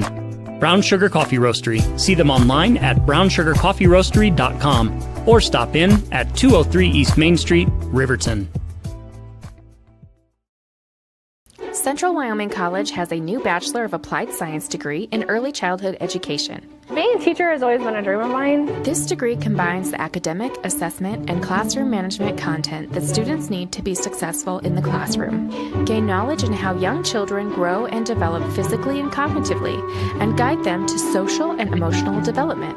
What I really like about the education program here at CWC is that we get a lot of classroom experience. Make your way at CWC.